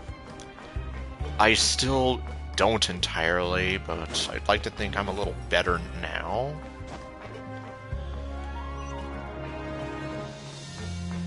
But yeah, it's like, I imagine it's probably worse for certain women. Especially if we go off, like, for example, the example I mentioned with Jeanette McCurdy, literally being told she's not pretty enough for a role, like... Man, I'm getting all sorts of, like, philosophical here now, and... Oh, am I interrupting something? Whoa, the infirmary is packed! Yeah, we even have Risley here. Please, you have to believe me. I saw it with my own eyes last night. Another me! He looked exactly like me. It's the invasion of the Body Snatchers. Or Attack of the Clones. Got it? Okay. I've written down everything you told me. Now, I have a few tests to run. Take a deep breath, and don't worry. It's nothing to be nervous about. Yeah, I guess in hindsight there really is, like, nothing wrong with it. Or at least, like, admitting to it, but... I guess it'd be too idealistic, but, like... I would like to imagine someday where it's like we can kind of go beyond that and we don't have to worry, like... You know... I guess the way I've put it, like, imagine, like, a non-judgmental kind of future. Where you're not so much worried about appearances or whatever, and you truly do just look for the person that they are deep down, but... Well, we're not entirely there yet. And I still do find myself, like, judging myself and, like, even comparing myself to other guys. And, I mean, I know some women are also guilty of that as well. Well, obviously it goes both ways. For men and for women. And that's often why, like, sometimes I look at myself and just be like... Yeah, she would never go for me. First, which finger am I holding up? Your index finger, but I'm telling you, my mental state is fine. I'm not crazy. She just wants to make sure that you aren't crazy, though. Very good. Now, on to the next. Hey there, Your Grace. It's been a while, huh? I know. Have you been having any tea with Clorinda lately? Ah, it's you two. Indeed it has. I would offer you some tea, but I'm afraid the timing is unfortunate. Duty calls. Literally in front of us? You and Clarinde? Okay, no. No worries. Actually, we were looking for Seedween. Do you, know what all of this is about? It's like, yes. I don't think my eyes would be able to handle that kind of tea. Because seriously, look how big they are. It would be too much. But anyway. This inmate came running to the guards in a panic, claiming to have seen his exact doppelganger. Oh, you never know. Maybe there is like a doppelganger running around. A doppelganger? Doesn't that just mean someone else kinda looks like him? Unfortunately, with these NPCs, we kind of have that a lot. Like, literally, I hate to say it. So, there maybe is a doppelganger running around here. And that's what I thought when the report first reached my desk. But we've inspected our records. No one even vaguely resembles him. I kind of doubt that.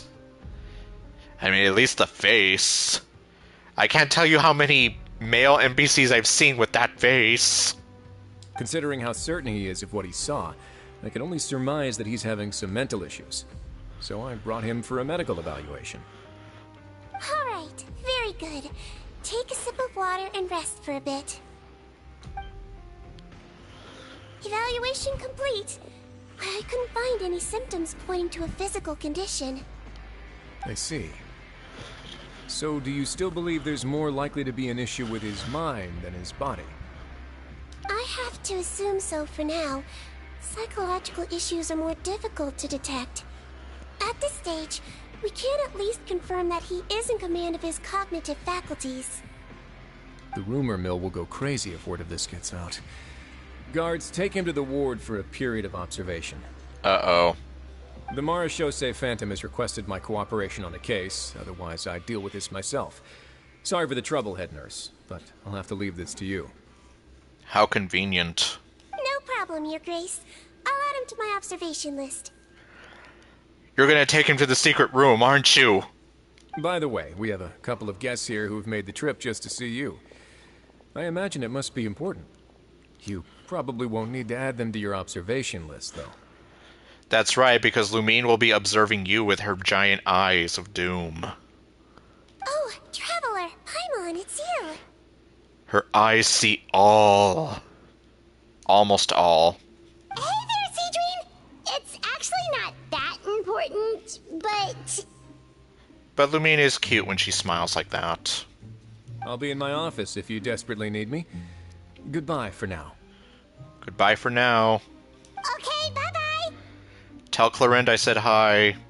So, Seedween... Yes. Would you mind waiting for just a moment? I have another patient to see. Just find an empty bed and take a seat. I won't be long. Okay. Oh, sure! Sejuin, we've brought him. And he seems to have taken a turn for the worse again. Well, I was gonna say he has the eyebrows, but he has one eye covered. Okay, don't panic. Let's start by sitting him down here. Do I want to know what happened to him? Paimon had no idea how busy it can get for Seedween. Maybe now's not the time to ask for her help with skincare. Patience, Paimon. She'll help us, we just need to wait. In the meantime, we could offer to help Sejuin. Well, as long as we're not doing anything that's, like, critically necessary for a patient. That involves medical know-how. Good point. Besides, it might actually be interesting to observe her at work. And we'll finally learn what makes her tick. Well, this could hurt, so I suggest you take a deep breath first.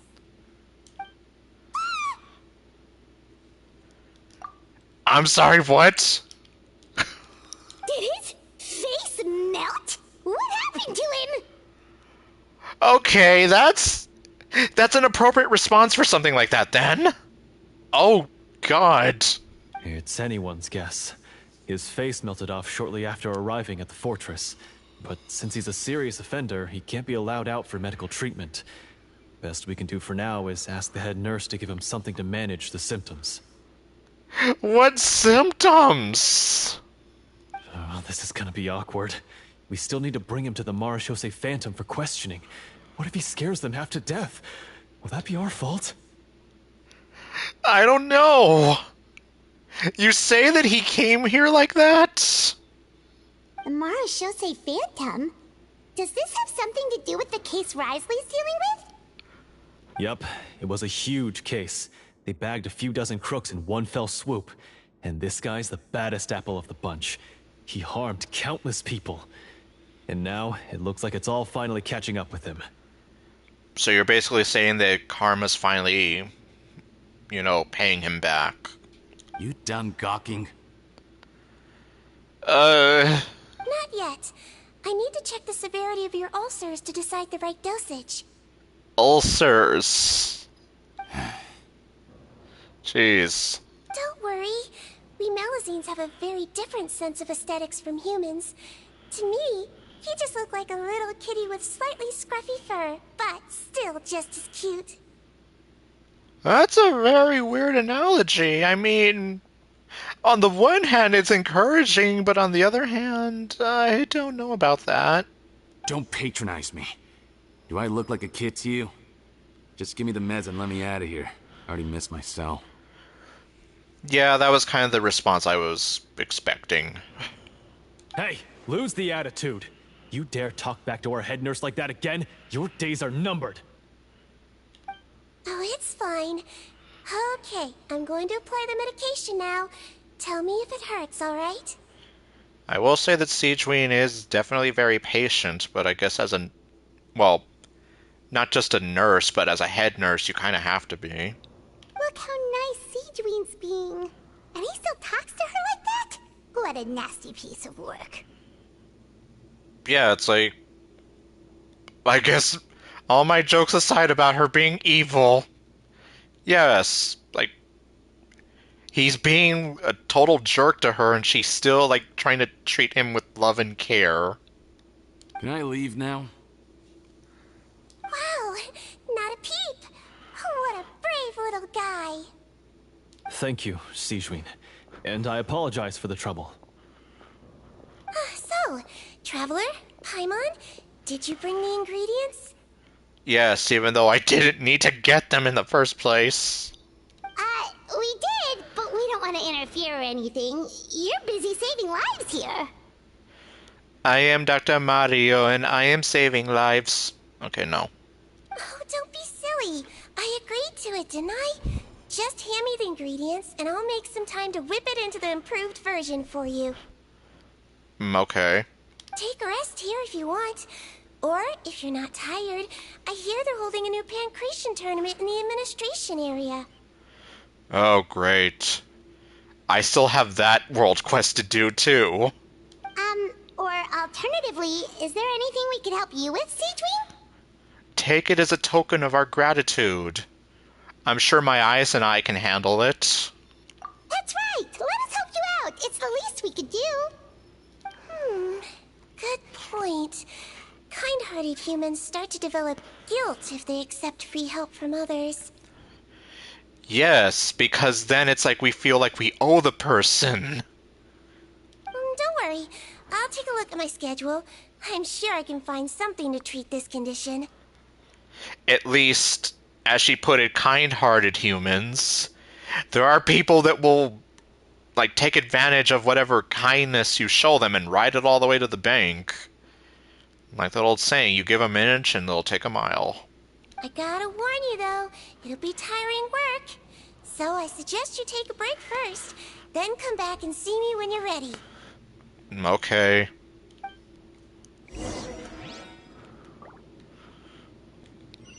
Well, we can talk to her. I want to go to sleep.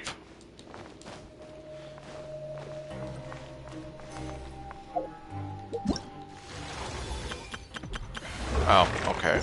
I'll worry about that later.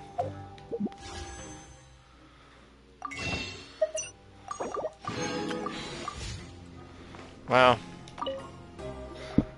We're ready, Siegeween. What's our first mission? I found the perfect job for the traveler. First, I'd like you to lie down in this bed. Okay. You're not gonna get the tranquilizer gun, are you? And yeah, I just saw that. Well, have a good night then, Ninja. And thanks for stopping by. Not now! What for? I'm in the middle of a quest. Yep. This looks so weird seeing her wide-eyed and just laying in the bed like that. I don't know why, it just looks so weird. I need you to pretend to be sick. Okay. What? What do you mean, what? Oh, is it that difficult? I thought you did a pretty good job last time. Yep, take care, Nensha. Ah, yes. Back when we had to do that to find the secret room. Oh, so you knew. Well, busted. I sure did. She was way more interesting than the usual malingering inmates. When you played along very well, Paimon. I observed you two for quite a while after that. You're not helping your case here of me thinking that you are, like, maybe not evil, but like in another life you could have been like a mad scientist of sorts. Like if we had a shattered glass version of Siegeween, like, yeah, she probably would be like almost like Dottore, except cute and small and evil. It's like one is a doctor of love and care, and the other one is a doctor of death and despair. Well, this is awkward. But why do you need us to do it again now? No time to explain. My next patient will be here any second. Oh, please, just do as I say. You can, pretend like you've got a nasty headache. And throw in some dry heaving for good measure. Okay, this is getting a little weird. Okay. Okay. It's like, never mind. Lumine just went to sleep. Don't look at me, I'm sleeping.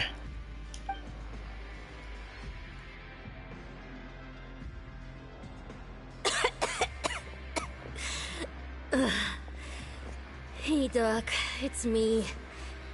I'm only here because my mom won't stop pestering me about it. So annoying. The coughing or something else I'm not saying. Well, your mother has enough on her plate with a busy job. Well, the last thing she needs is to worry about you being sick as well. I know. I shouldn't treat the place like a playground. Shouldn't go swimming in the lower levels where we join up with the sea, because it'll give me a cold and distract her from her work. Yeah, that's definitely a problem. I thought I'd be able to have some fun here at the fortress for a few days, but it's always, don't do this and don't do that. Well, do you not realize where you are? All right. Sit yourself down and I'll take your temperature. Your fever still hasn't gone down. Well, here's your medicine. 1 cup for starters, and we'll see if it helps. But Doc, it's so bitter. Do I really have to drink it? I mean, I'll be fine, right? I've got an uncle who caught a cold. His fever went away on its own after a couple days. Can't you just write me a note saying I'm on the mend? I just need something to keep my mom off my case. A note? I'm almost here like... I'm sure that would work for, getting out of gym class or whatever, but let's be real here. I sure can. You're a very brave boy after all. Huh? Brave? What makes you say that? Well, if you want to rely on your own immune system to clear up your fever, then you'll have to tough it out like this young lady. Okay, now it all makes sense. That's why she needed someone to pretend to be sick.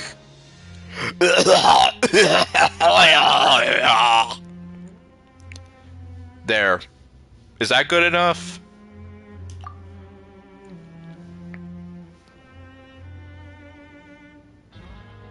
Hang in there, traveler. Are you gonna puke? Paimon can get you a paper bag.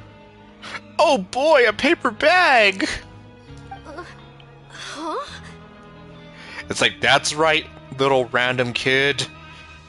Take your medicine, or else you're gonna end up like me. As long as you're tough enough to get through the nausea and dizziness caused by the high fever, you'll be right as rain after just a few days' rest. And if I'm not tough enough? Then you will die. Okay, well... Okay, ideally, no, you hopefully will not die, but you're definitely not gonna be a happy camper. Hey, wake up! Wake up! Open your eyes! Open your eyes! Stay with me! Put it this way, at least you'll never have to see the doctor again, right? Damn, Siegeween, that's kind of savage. At least from a certain point of view. Like, you're not wrong. You're not wrong, but damn, like... I think maybe I'll take that medicine after all, if that's okay. Oh, of course. Here, it's still warm. It's so bitter. Just walk it off, kid. Walk it off. All done. Great job, you two. That kid really doesn't know what's good for him. Well, to be fair, he's a little kid, so... You kind of would have had to have done something to convince him otherwise. Because what little kid wants to take their nasty medicine, right? His mother's a guard here. She's been working back-to-back shifts lately, but unfortunately his father's away on a business trip right now. She had no choice but to bring her son here for the time being. Okay, that makes sense, because, yeah, part of me was here like... Why do we have a little kid here? I mean, okay, yeah, we had that whole world quest where we had the little girl there, but at the same time, it's like... Yeah, she was a different case, though. But yeah, this definitely makes a lot of sense. So it's basically...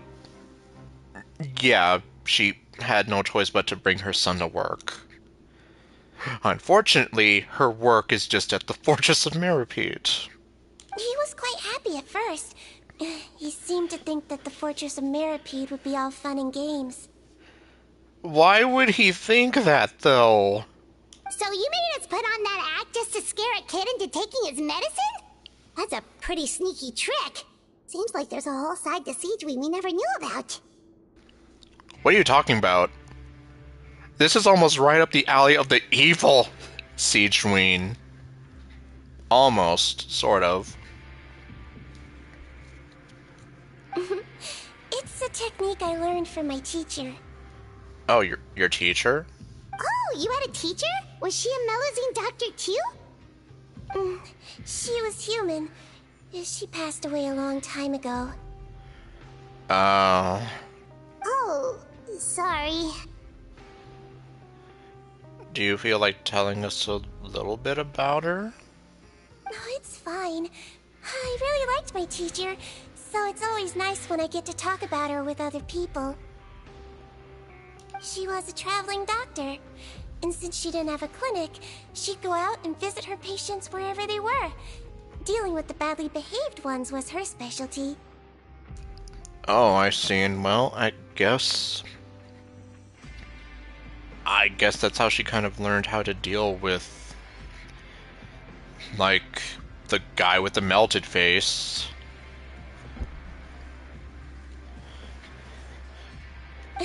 She used to say, if If you can scare the little brats into taking their medicine, you won't have to hear them wailing and screeching when their condition gets worse. Dang. Kind of weird to hear Siegeween talk like that. Referring to kids as little brats. Huh, she sounds like a pretty strict teacher. Yes. Strict but fair, I suppose. Strict? Well, that's not how my teacher saw it. She thought of herself as terrifying to kids. Okay. Strange way for a doctor to describe themselves. Now Paimon's curious to know what she looked like. Did she wear a scary mask everywhere she went? Oh, as it happens, I actually have a picture of her. How convenient. Okay. You know, that actually kind of works. She does look kind of like a scary old lady. Who probably... Like, yeah, she probably does not want to deal with anybody's crap. So, okay. Yeah, I can see that. Oh, wow, yeah, okay, that'll terrify the kids. Yeah, especially if she just stares at him like that. Yep. All the children she treated thought she was a witch. Okay, well, I can't imagine why. Why does it almost sound like you're envious of her? Oh, because I am. If she was here, all the children would take their medicine without any need for tricks. Silly rabbit, tricks are for kids. A doctor who looks like a witch.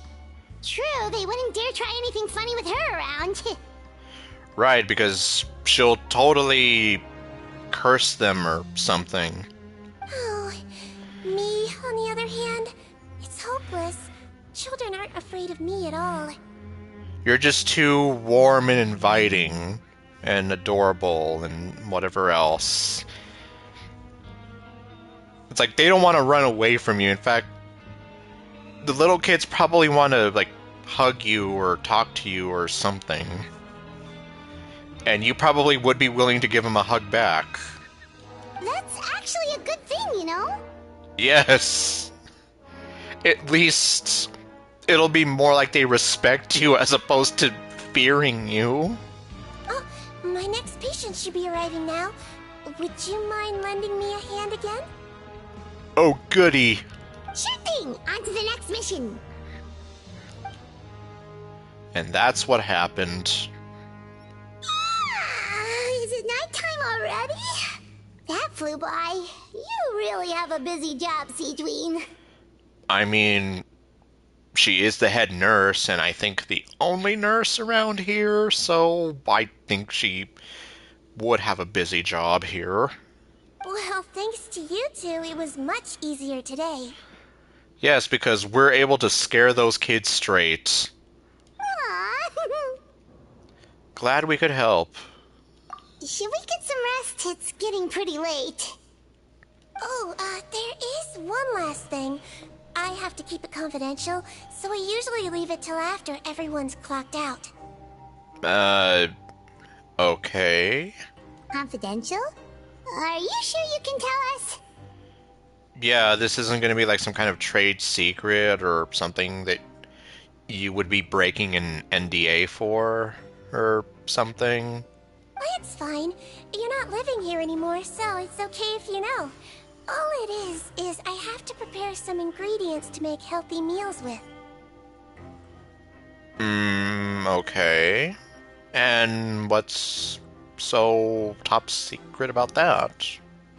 Wait, you mean those healthy meals? Oh, the ones that magically appear on the third day? My patients refuse to eat any healthy meals I prepare in front of them, so I have to prep the ingredients in secret, then let the chef at the coupon cafeteria handle the rest. Considering even the chef's version makes people uneasy, it really makes you wonder what's in it. You want to find out? I can teach you how to make it. That way, if you ever suffer from exhaustion on your future travels, you can prepare a healthy meal for yourself. It's really good for you, you know. Oh boy! Sure? Guess we can help out one more time.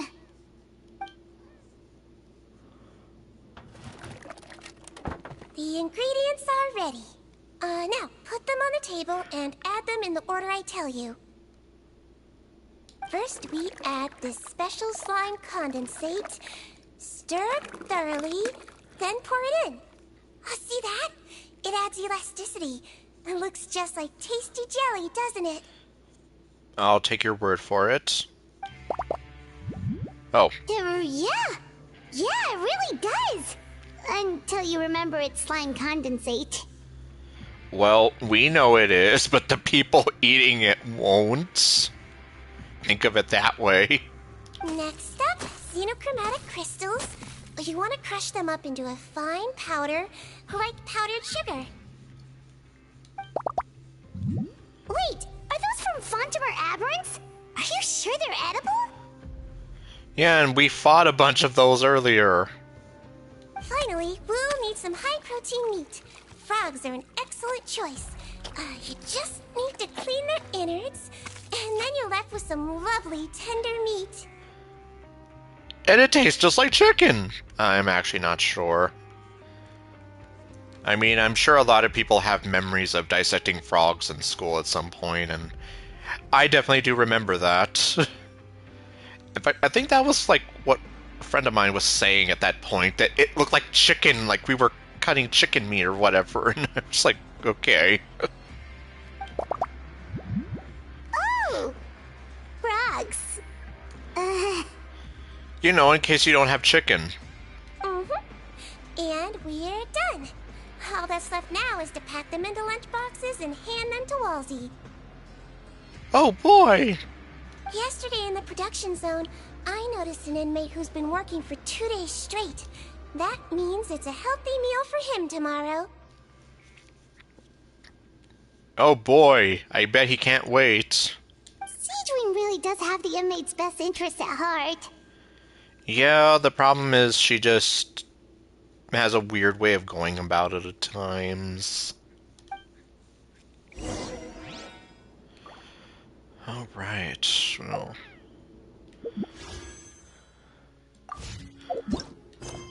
I'm still here like,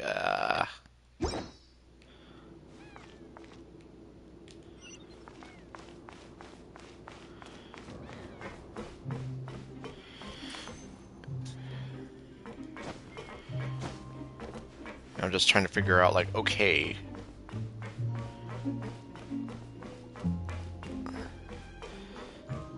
Because if I still have to do my commissions, then... Well, I mean, I guess it's okay, considering it's... Well, the game just barely restarted the day, so... There's still time, if I so need it. Yep. There we go.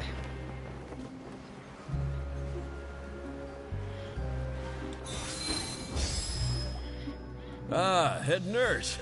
Got some extras for me? Just the one today. The serial number's on the lid. Sounds good. I'll make sure it gets delivered. Sounds like they're talking in code. It kind of does. Well, no one must ever know. Thanks for your help. Oh, it's no trouble at all. I only wish I could do more. You work so hard for all our sakes. I'd happily lose a little sleep if it meant helping you out. Aww. That won't do. If you reduce your sleeping hours any further, your health will start to suffer. And I can speak from experience, considering my sleep schedule's completely messed up. Or strike that. My sleep schedule is anywhere between messed up and non-existent. So, yes. I can tell you for sure, like, if you're running on less hours of sleep, you are going to be paying for it dearly. Alright. Nurse's orders. I'll do as I'm told. But you take care of yourself, too.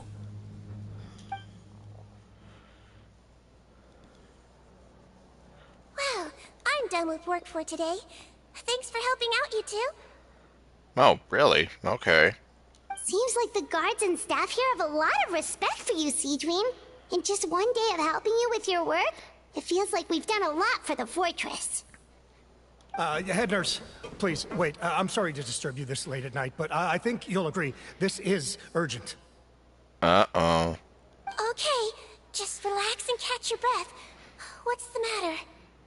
The guard at the observation ward, Odilon, he told me to pass on a message to you. One of the inmates there, the guy suffering from possible hallucinations, well, he seems to have made a sudden recovery, and now he wants to apply for permission to leave the ward. Okay. How did that happen? Huh? Already? Yeah, and how can you be sure? You were right to tell me. I'll have to examine him and make sure he's well before we discharge him.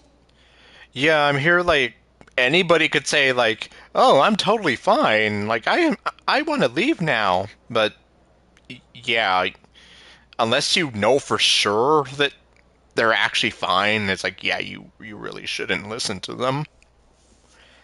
Well, I mean, okay. Listen to them if they tell you like, I'm experiencing this, this, and that. And if they're clearly in pain or suffering some sort of ailment, but otherwise it's like, yeah, if they're telling you like, oh, I'm fine, and clearly they're not. Looks like we've got one job as medical assistants left. We'll come with you. Okay, so where are we heading?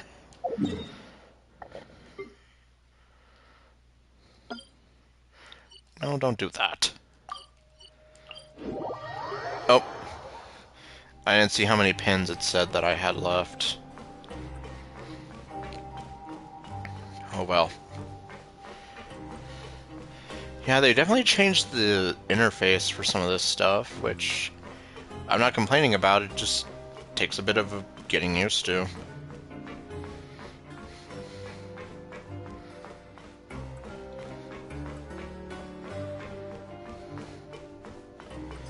Oh, there he is.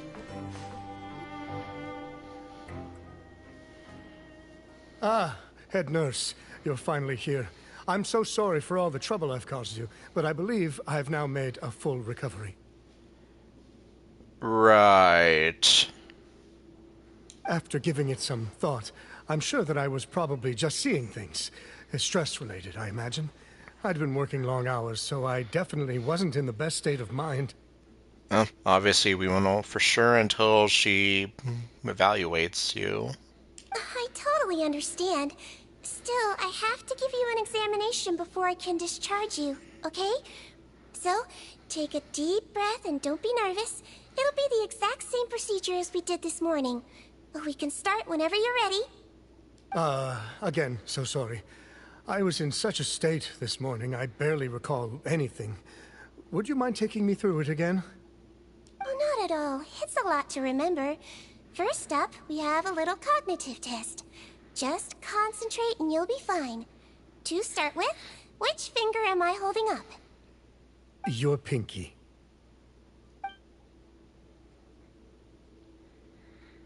Alright, all indicators seem normal. So it was a stress-induced hallucination after all?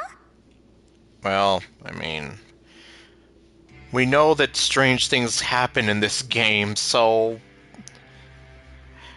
I wouldn't fully rule out the whole doppelganger thing yet. Although, yeah, the whole stress-induced hallucination does sound more plausible, especially IRL. Yeah, it's like, you have to remember what universe we're in and how we've had strange things happen. Well, we've certainly had previous cases of mental illness caused by overwork, which is why I carefully observe everyone in the production zone. I wonder how I managed to miss the signs this time. Please, head nurse, you shouldn't blame yourself. I'm just still adapting, that's all. Pushed myself too hard, and I guess I couldn't take it. Thanks for looking after me. I'll be as good as new after a good night's sleep. And if you can give me the okay, I know I'll sleep better back in my good old dorm. It can be difficult to relax in an unfamiliar environment. Alright, Alright then, you can leave the ward. And now, well, I'd like to hope that nothing happens to him. I say possibly tempting fate. I suggest you take 2 days off to focus on your recovery. I'll take you off the observation list for now, so you're officially discharged. Great. I can't thank you enough, head nurse. Mr. Odilon, could you escort him back? Of course. I'm on guard duty in the administrative area tonight, so nothing will go wrong. You have my word. So nothing will go wrong, he says. We'll see about that.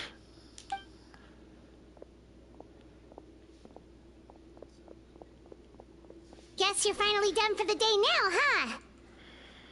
Unless there's something else. Yep.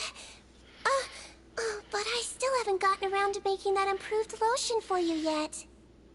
Well, I'm... okay. But that's not related to your nurse duties. Oh, no rush!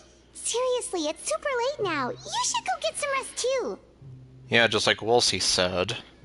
Well, tomorrow it is then. Good night, Traveler. Good night, Paimon.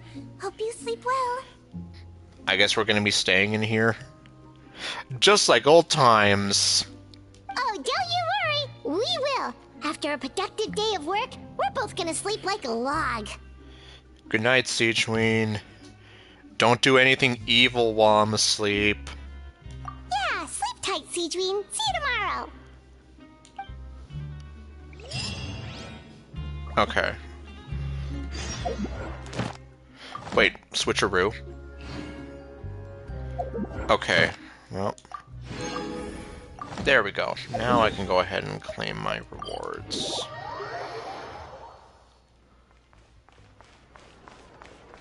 Add Astro. Hello, robot. Thank you for Add Astro. Right, I still need to do these.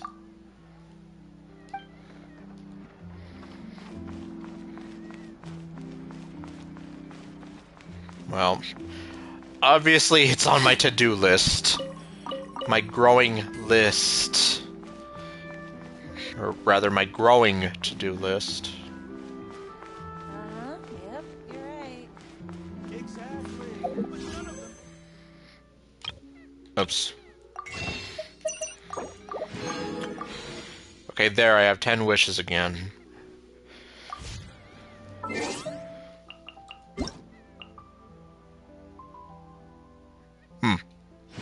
Right.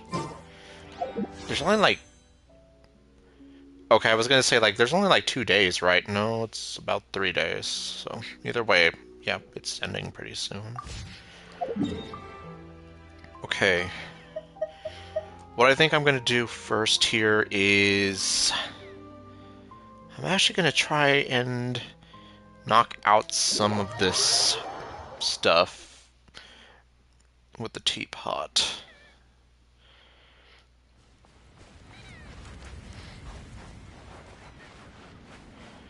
Especially just because, well, I've already had 2 characters maxed out on the companionship level, so might as well try to knock all this stuff out, and considering I've been neglecting characters like Aoife for the longest time.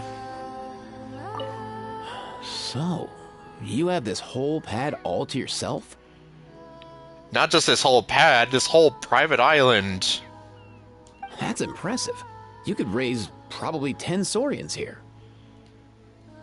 I think I could do more than just that. Especially if we also consider the fact that it's more than just this island.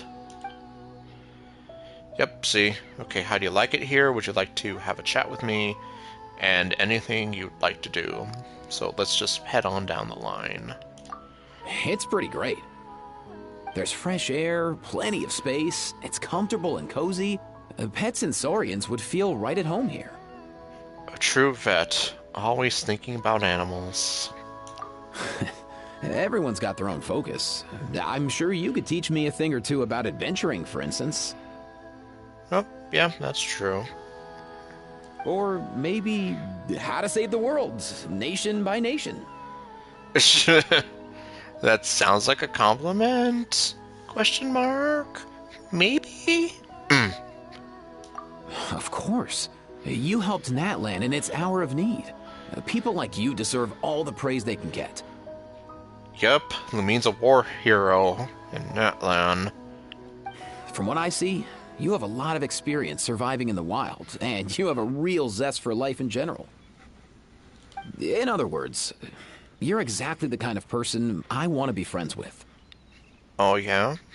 Why is that? Well, people with a zest for life are usually proactive about keeping their homes clean and tidy, and they don't tend to cause trouble everywhere they go. Huh. Interesting. It makes you much less of a liability, bro. Sounds like you see some of your other friends as liabilities? Yeah, I was gonna say, like, okay, but then, yeah, what about the other people you know? Huh? Was it that obvious? Oh well. Is Auroron one of those friends? Oh, no, he's fine. He leads a pretty benign life. For one thing, you can't hope to grow good crops if you're too out of control. I was actually talking about my Saurian companions. I guess I also think of them as friends. Ah, okay. Well, that definitely makes more sense. Kind of. A Saurian in a bad mood is a lot more dangerous than a human. They'll rampage through your home like a storm if you're not careful. Oh boy. Yeah, I can just imagine. If that happens, all you can do in the moment is try to get them to calm down. Settling the score, that has to wait for another time. So, that's impressive. Okay, and now, would you like to have a chat with me? Sure thing. You picked a good moment. I actually have some snacks on me. You want some? Are you, let's see, are they feeding, or are they for feeding to Saurians, or are they your emergency rations? They're for whoever wants them. Me, you, or the Saurians. It never hurts to carry some food with you. Well, can't argue with that one. Try this. It's some jerky that I grilled myself. It's really good, even if I do say so myself. Beef jerky! Nice and crispy. It's delicious. Thank you, but this is a little too chewy for me. Yeah? I'm glad you like it. I also do other kinds with different seasonings. I'll bring a bigger variety next time we meet. Okay, and I guess we'll see how the different branches work here. You can keep this bag of jerky, by the way. Next time you need to ingratiate yourself with a Saurian, feed them some of this. It'll help. I mean, considering we have our own little Saurian companion, with the world quest that I still need to get back to, yeah. Don't know if you have any immediate need for it, but anyway, hold on to it for now. Thanks, Aoife. This is so thoughtful of you. Oh, I'm glad you think so. Yeah, see, Aoife's a pretty cool guy. Like, I may never really get to use him, but, like, as a character, he seems like a pretty cool guy. So that's kind of why I decided, you know what, I'll just have him here in the teapot. To tell you the truth, I was pretty all over the place as a kid. I only got my act together after becoming a vet. Oh, okay. Tragedy is unavoidable in life. But everything passes in time. Boy, is it ever. Yeah, I guess you can't really deny that. Like, I guess for anyone who's, like, paid attention to my channel, well, my dog recently passed away. And keep in mind, this is in the wake of, well, a few string of tragedies, whether it be my mom passing away, my grandfather passing away, my aunt passing away, Darlene passing away, and now Joey passing away. So, yeah, I mean, I can kind of agree with that to some extent, but kind of like I was telling Nightmare Ninja one time, well, fairly recently actually, like yesterday I kind of was not feeling all that great just because, well, I'll just say it was kind of a bad day where some of those feelings were kind of triggered, as opposed to earlier today where I was doing a little bit better. And if I think of like how I was when my mom passed away, I would like to say I'm a lot better, at least. Like, I still mourn for her, I still miss her, but I'm not as broken and like, lost as I was at that point. So in time, like, yeah, it does get better, but it never fully goes away. Whatever difficulties you're facing in your own life, I wish you the very best in getting through them. Well, thanks, Aoife.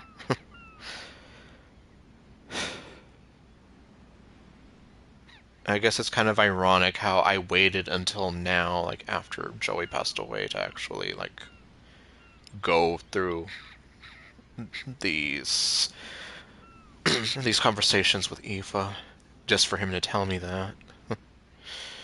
Well, it's like I say, sometimes destiny can be a funny thing at times.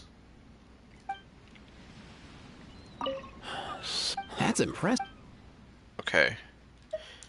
Sure thing. You picked a good moment. I actually have some snack there for whoever wants them. Try this. It's some jerky that I grilled myself. Whoops. I forgot. Your teeth aren't nearly as sharp as a saurian's. Okay. Sorry about that. Let's try something else then. I've also got some little cookies. Oh, okay. Well, this branch is already kind of different. These are really crispy. Hopefully a little easier on your teeth. You can keep this bag of jerky, by the way. Next time you need to ingratiate yourself with a saurian, feed them some of this. It'll help. Okay, it looks like now we're kind of like converging back on the main conversation. Don't know if you have any immediate need for it, but anyway, hold on to it for now. Oh, to tell you the truth, tragedy is unavoidable in life. Whatever difficulties you're facing in your own life. So, that's impressive. And finally, anything you'd like to do? I'd like to take a look around, see what you've done with this place. Maybe I'll pick up a thing or two about furnishing and decorating. You probably would if I actually had you in the house with everybody else, but nope, I just have you here because, yeah, this was originally where I used to have Yoimiya, and then I would swap out various people. I don't even remember. Okay, well, I know that I had Mualani here at some point, but I don't remember, like, who else. Wow, I like how you've arranged some of your furnishings. It's fun and practical. I'm actually thinking about redecorating my own yard at the moment. Be my guest. Feel free to look around and ask any questions. Well, I do think of this place as my magnum opus. Oh my... Jeez, okay. Well, I'm saving that for the next go-around. You don't charge tuition fees, right? Yes, because clearly this is the University of Feng Shui, with Lumine as your professor. Anyway, maybe you can teach me something in return. Teach you something, huh? Let me think. You know, like, we just help each other. I think I'd be hard-pressed to teach a seasoned adventurer like you any new tricks. But if I had to pick something... Okay, try this hand gesture. Okay. It's like, isn't that just a beckoning gesture? Yeah, it's like you're just holding out your hand. Like, either you're beckoning me or it's like you want something from me. Like, hey, where's my money? Yep. It might look simple, but the angle and the frequency of repetitions are key. Okay, do tell. Not too fast, not too slow. Just calm and gentle, with a sense of rhythm. That way, they can feel your energy. And it doesn't feel like you owe somebody money. If you get it right, you'll have cats, dogs, and saurians coming up to say hi to you. They see it as a sign of friendship. Today I learned! I'm learning! Huh. I wonder if that's true IRL. Like, okay, obviously we don't have Saurians IRL, but... Huh. I wonder if you could try that with, well, you know, actual cats and dogs, then. Huh. Useful little trick, huh? How about whistling? Does that work too? I wouldn't recommend it. Maybe for smaller animals, but with most Saurians, whistling can anger them. Oh, okay. Saurians can have big egos, and they're pretty intelligent creatures too. They won't appreciate being controlled or condescended to. Ah, okay. So you basically want to make sure, yeah, you're not, like, talking down or patronizing them. Like, you're trying to be on their level, so to say. Fundamentally, dealing with Saurians is no different from dealing with people. Honesty and respect goes a long way. Well, I definitely can't argue with that one either. So, that's impressive. I'd like to take a look around. Wow, I like how you've arranged some of your furnishing. Even more reason for me to take notes. Okay, now it's like, maybe you can teach me something in return. I guess the branches converge here now. Teach you something, huh? I think I'd be hard-pressed, but if I had to pick something... Okay, try this hand gesture. Yep, it might look simple. Not too fast. If you get it right, you'll have cats. Useful little trick, huh? I wouldn't recommend it. Saurians can have big egos. Fundamentally, dealing with Saurians is no different from dealing with people. Honesty and respect goes a long way. Okay, well... Oops. And now comes the part where...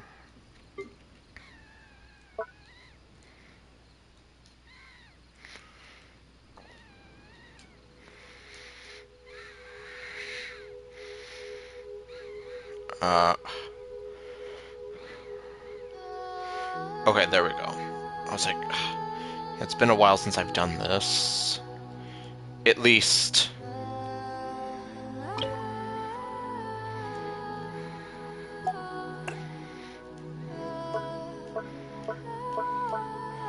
Alright.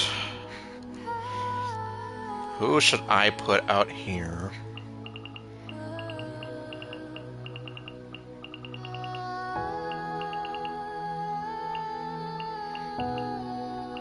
Okay, Veresa, I think she's the other one I have to say goodbye to, I think. I don't know.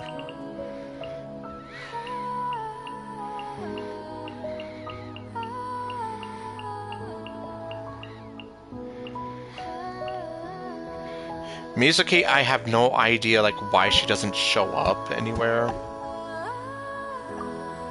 Like, watch.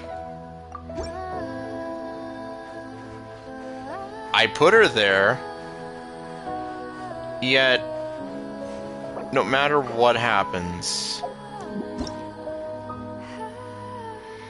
I don't know if there's some kind of, like, glitch or whatever.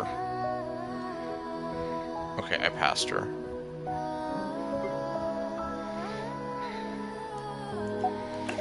So it's like, that's the only reason why I have never put Mizuki out anywhere. Otherwise, like, sure, I would love to listen to her, but I don't know what the deal is.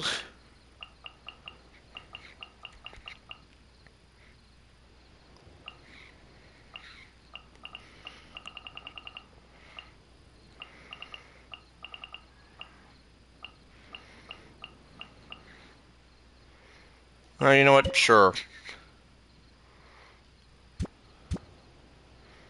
Oh. Pfft.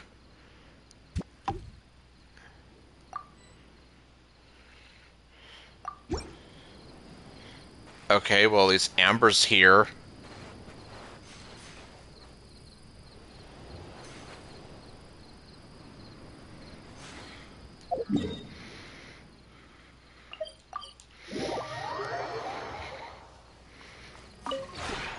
This realm...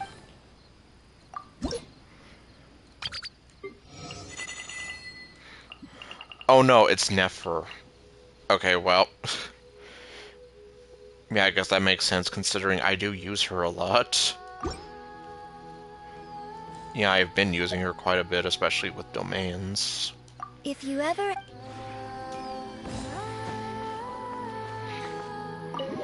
Well, I think I know who will end up taking her place.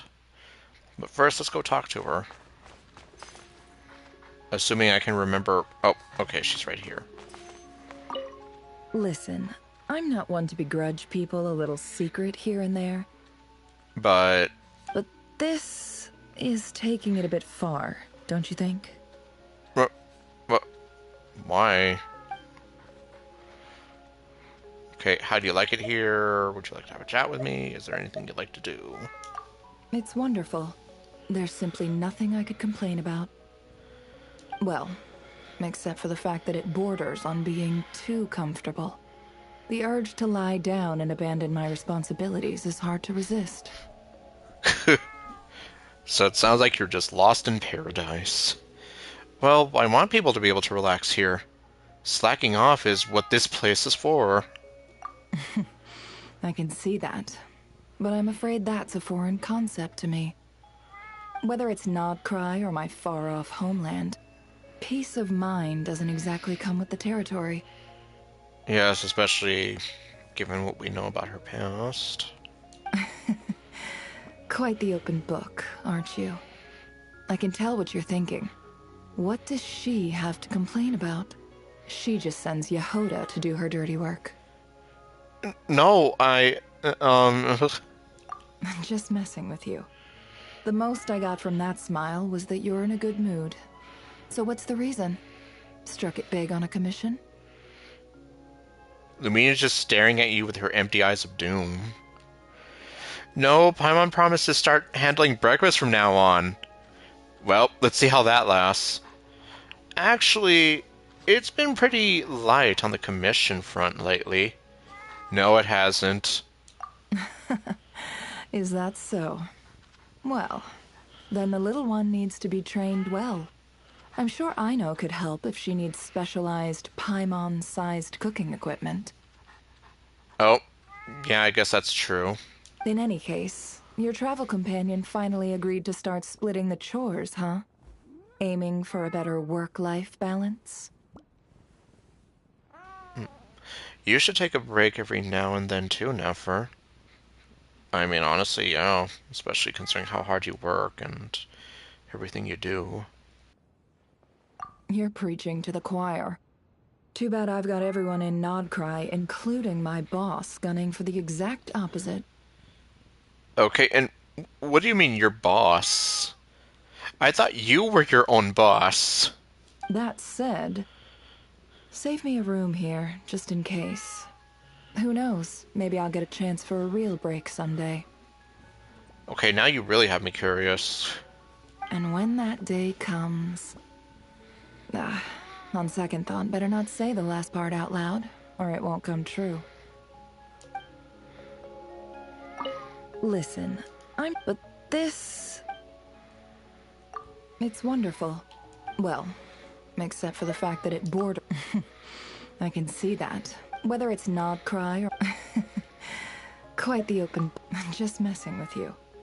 The most I got from that smile was that you're in a good mood. Nothing wrong with that. A good work-life balance makes you more productive in the long run. Okay, now we get something different. You should take a break every now and then too, Nefer. You're preaching to the choir. Too bad I've... That said, and when that day comes... Okay, and now both branches converge. Listen, but this... Okay. Of course. What do you want to talk about? The wanted criminals in Nodcry with the highest bounties? The secret lingo of the black market? Or maybe... Oh, did you need to get your hands on some under-the-table armaments? Jeez. I mean, I don't doubt that, like, she can get her hands on that stuff, but... how about something more normal? Like your daily life? Yes, in fact, if it's okay, Why don't you tell me a little more about yourself? Huh. That's not a normal topic for me. Not a lot of people come to me for a casual chat, so I'm not sure what to say. Oh, I guess yes. That's probably, not what she's used to, like, considering she's here, like, asking about freaking under the table armaments and whatever. Well, what do you and Yehoda usually talk about? The commissions she messes up, how to salvage the commissions she messes up, what sort of commissions she'll mess up in the future. Jeez. And other things, of course, like her paycheck, who needs to watch the storefront, who's going to feed Ashru. But I'm tabling that last one for now. Yehoda's too generous with the food, and Ashru's been getting chubby. Oh. I'm thinking about ordering a cat-sized hamster wheel from Aino to help Ashru slim back down. Oh, wow. Okay. Aside from Yehoda and Ashru, do you have any other friends, or do you have other friends in Outcry? Well, I know a lot of people love the idea of her and Lauma being together. Friends? I've got plenty of those.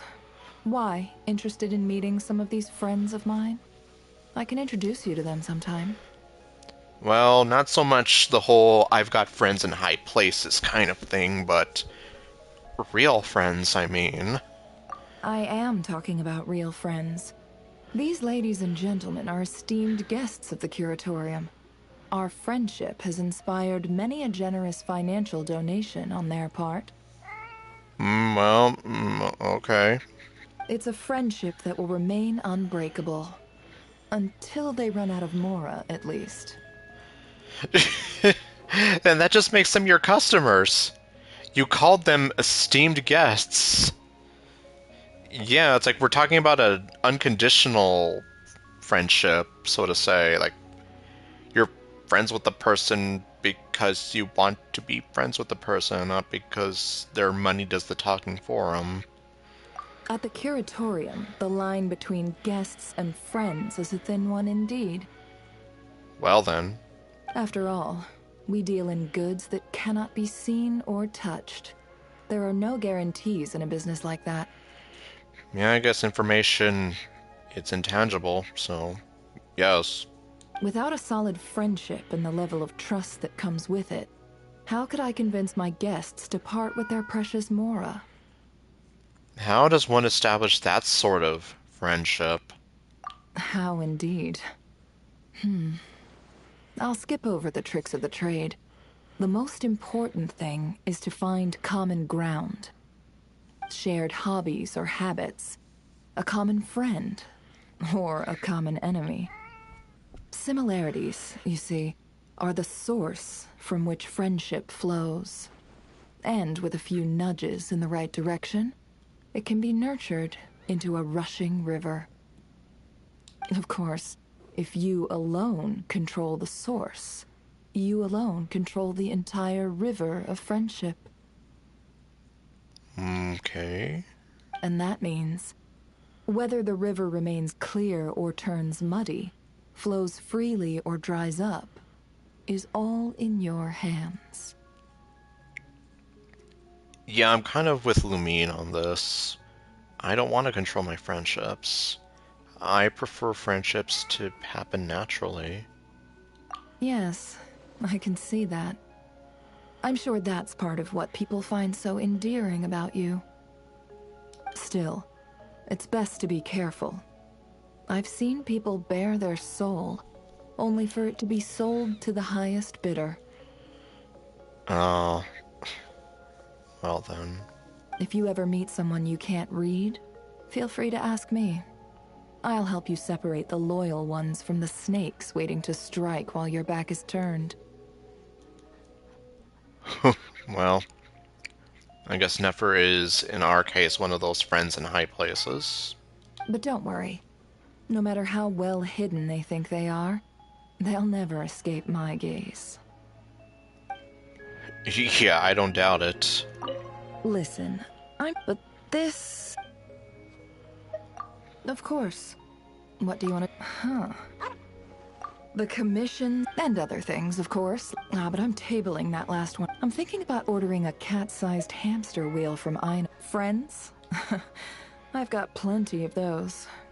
I am talking about real friends. It's a friendship that will remain at the curatorium, the line between... After all, we deal in... Without a solid friendship and the level... How indeed. Shared hobbies or... Of course, if you alone... And that means... Whether the... Yes, I can see that. I'm sure that's part of what people find so endearing about you. Okay, it seems like it's the same all around, no matter which branch you go. Still, it's best to be careful if you ever meet someone you can't read, but don't worry. Listen, I'm not... But this... Okay, and is there anything you would like to do? This place is cut off from the outside world, right? Strangers can't just slip in and out? Yeah, I guess, unless we count all the people that I end up kicking out of here. And I can't tell, but she seems a little overly happy about that. Perfect. I'm going to borrow a room to write a few letters. You need a room? I mean, feel free, but why? It's not every day I get to stay in a place that keeps its own secrets. I'd be a fool not to take advantage of it. Yeah, I guess this is literally cut off from all else in the world. You have no idea the lengths I go to keep my correspondences confidential. If there's so much as a fly nearby, I'll snatch it out of the air before I put pen back to paper. Because you never know. After all, my friends are watching my every move, fangs bared, just waiting for a chance to step on me to get to the top. Ah, yes, we're talking about her friends again. Of course, none have succeeded, much to their own chagrin. The fall from grace can leave more than just a bruised ego in its wake. But even at rock bottom, some refuse to quit the game. I suppose I admire them, in a way. Not the sharpest tools in the shed, or the strongest, but they've got tenacity, I'll give them that. People like that don't often rise to the top, but they survive, and that's something. Considering I was mentioning Smash Mouth earlier. Somebody once told me the world is gonna roll me. I ain't the sharpest tool in the shed. Like, unfortunately, that popped into my head. And I know that, well, the lead singer for Smash Mouth, who passed away some few years back, apparently hated that song with a passion just because it seemed like, well, I guess he grew to resent the song and how over time it became like the one song of theirs that kind of broke out and everyone knew and whatever. And obviously to this day it still like survives the test of time thanks to memes and whatever. Well, I should get writing. Oh, and I might stop by this realm of yours from time to time, going forward. But you just said earlier that no one slips in or out, so how would you stop by? Ah, but commandeering a room like that was rather rude, wasn't it? If you'd like to collect rent, we can settle the bill every 3 months. How's that sound? Well, from a business standpoint, that doesn't sound too shabby. Listen, but this... Perfect. I'm going to borrow a room. It's not every day I get to stay in a place that... You have no idea the length... After all, of course, none have... But even at rock bottom, not the sharpest tool... Well, I should get right... Ah, but commandeer... Okay, well, looks like that's it.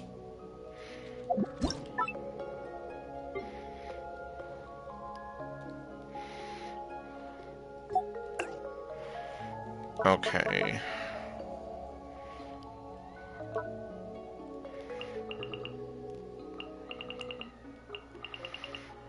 Well, I think I know why. Oops. Actually, hold on.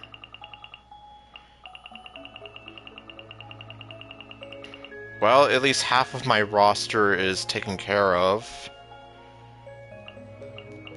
Oh. Well, I guess I'll eventually check on Aino. It's like, for now, Aino's just gonna be sitting out over there in that island.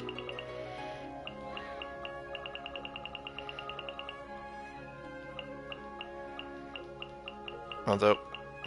Huh. I just realized, can you not have Columbina here?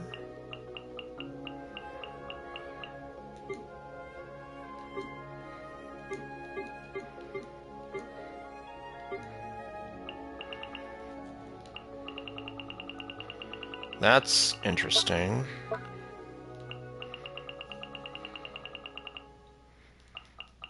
I wonder if there's a reason for that. Yeah, I don't see her in here. Oops, the mic. Because, yeah, it's like, you have Venti, Razor, and then all of a sudden, Nefer, Lauma, Aoife, and everyone else that I have at level 10.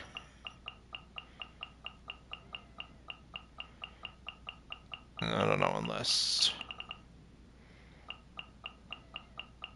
Oh! Okay, I already have her here, duh. Okay, well, if that's the case. Then I will go with my next choice here. We'll put Zibai. Oh. Ah. Nope, sorry, Diluc.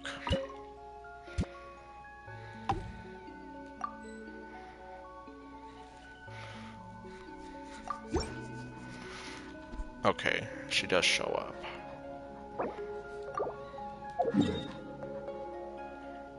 Okay, she's right here. I was like, yeah, why wouldn't she be showing up here?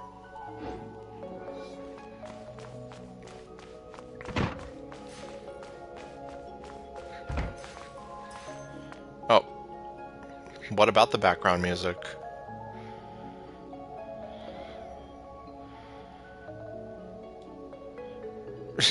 Yeah, Llama just... like, she just dwarfs almost every other character that I have.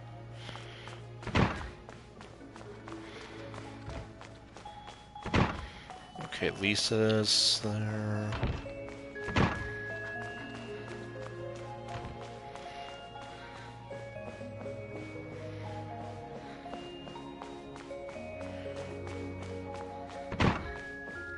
Okay, Beto's still here.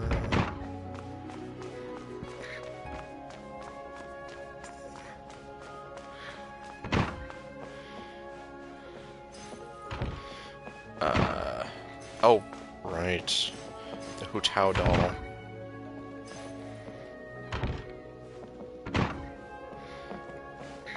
From the last lantern, right? And... oh, I was... wait. He was right here, and now he's right here. The dog is magic.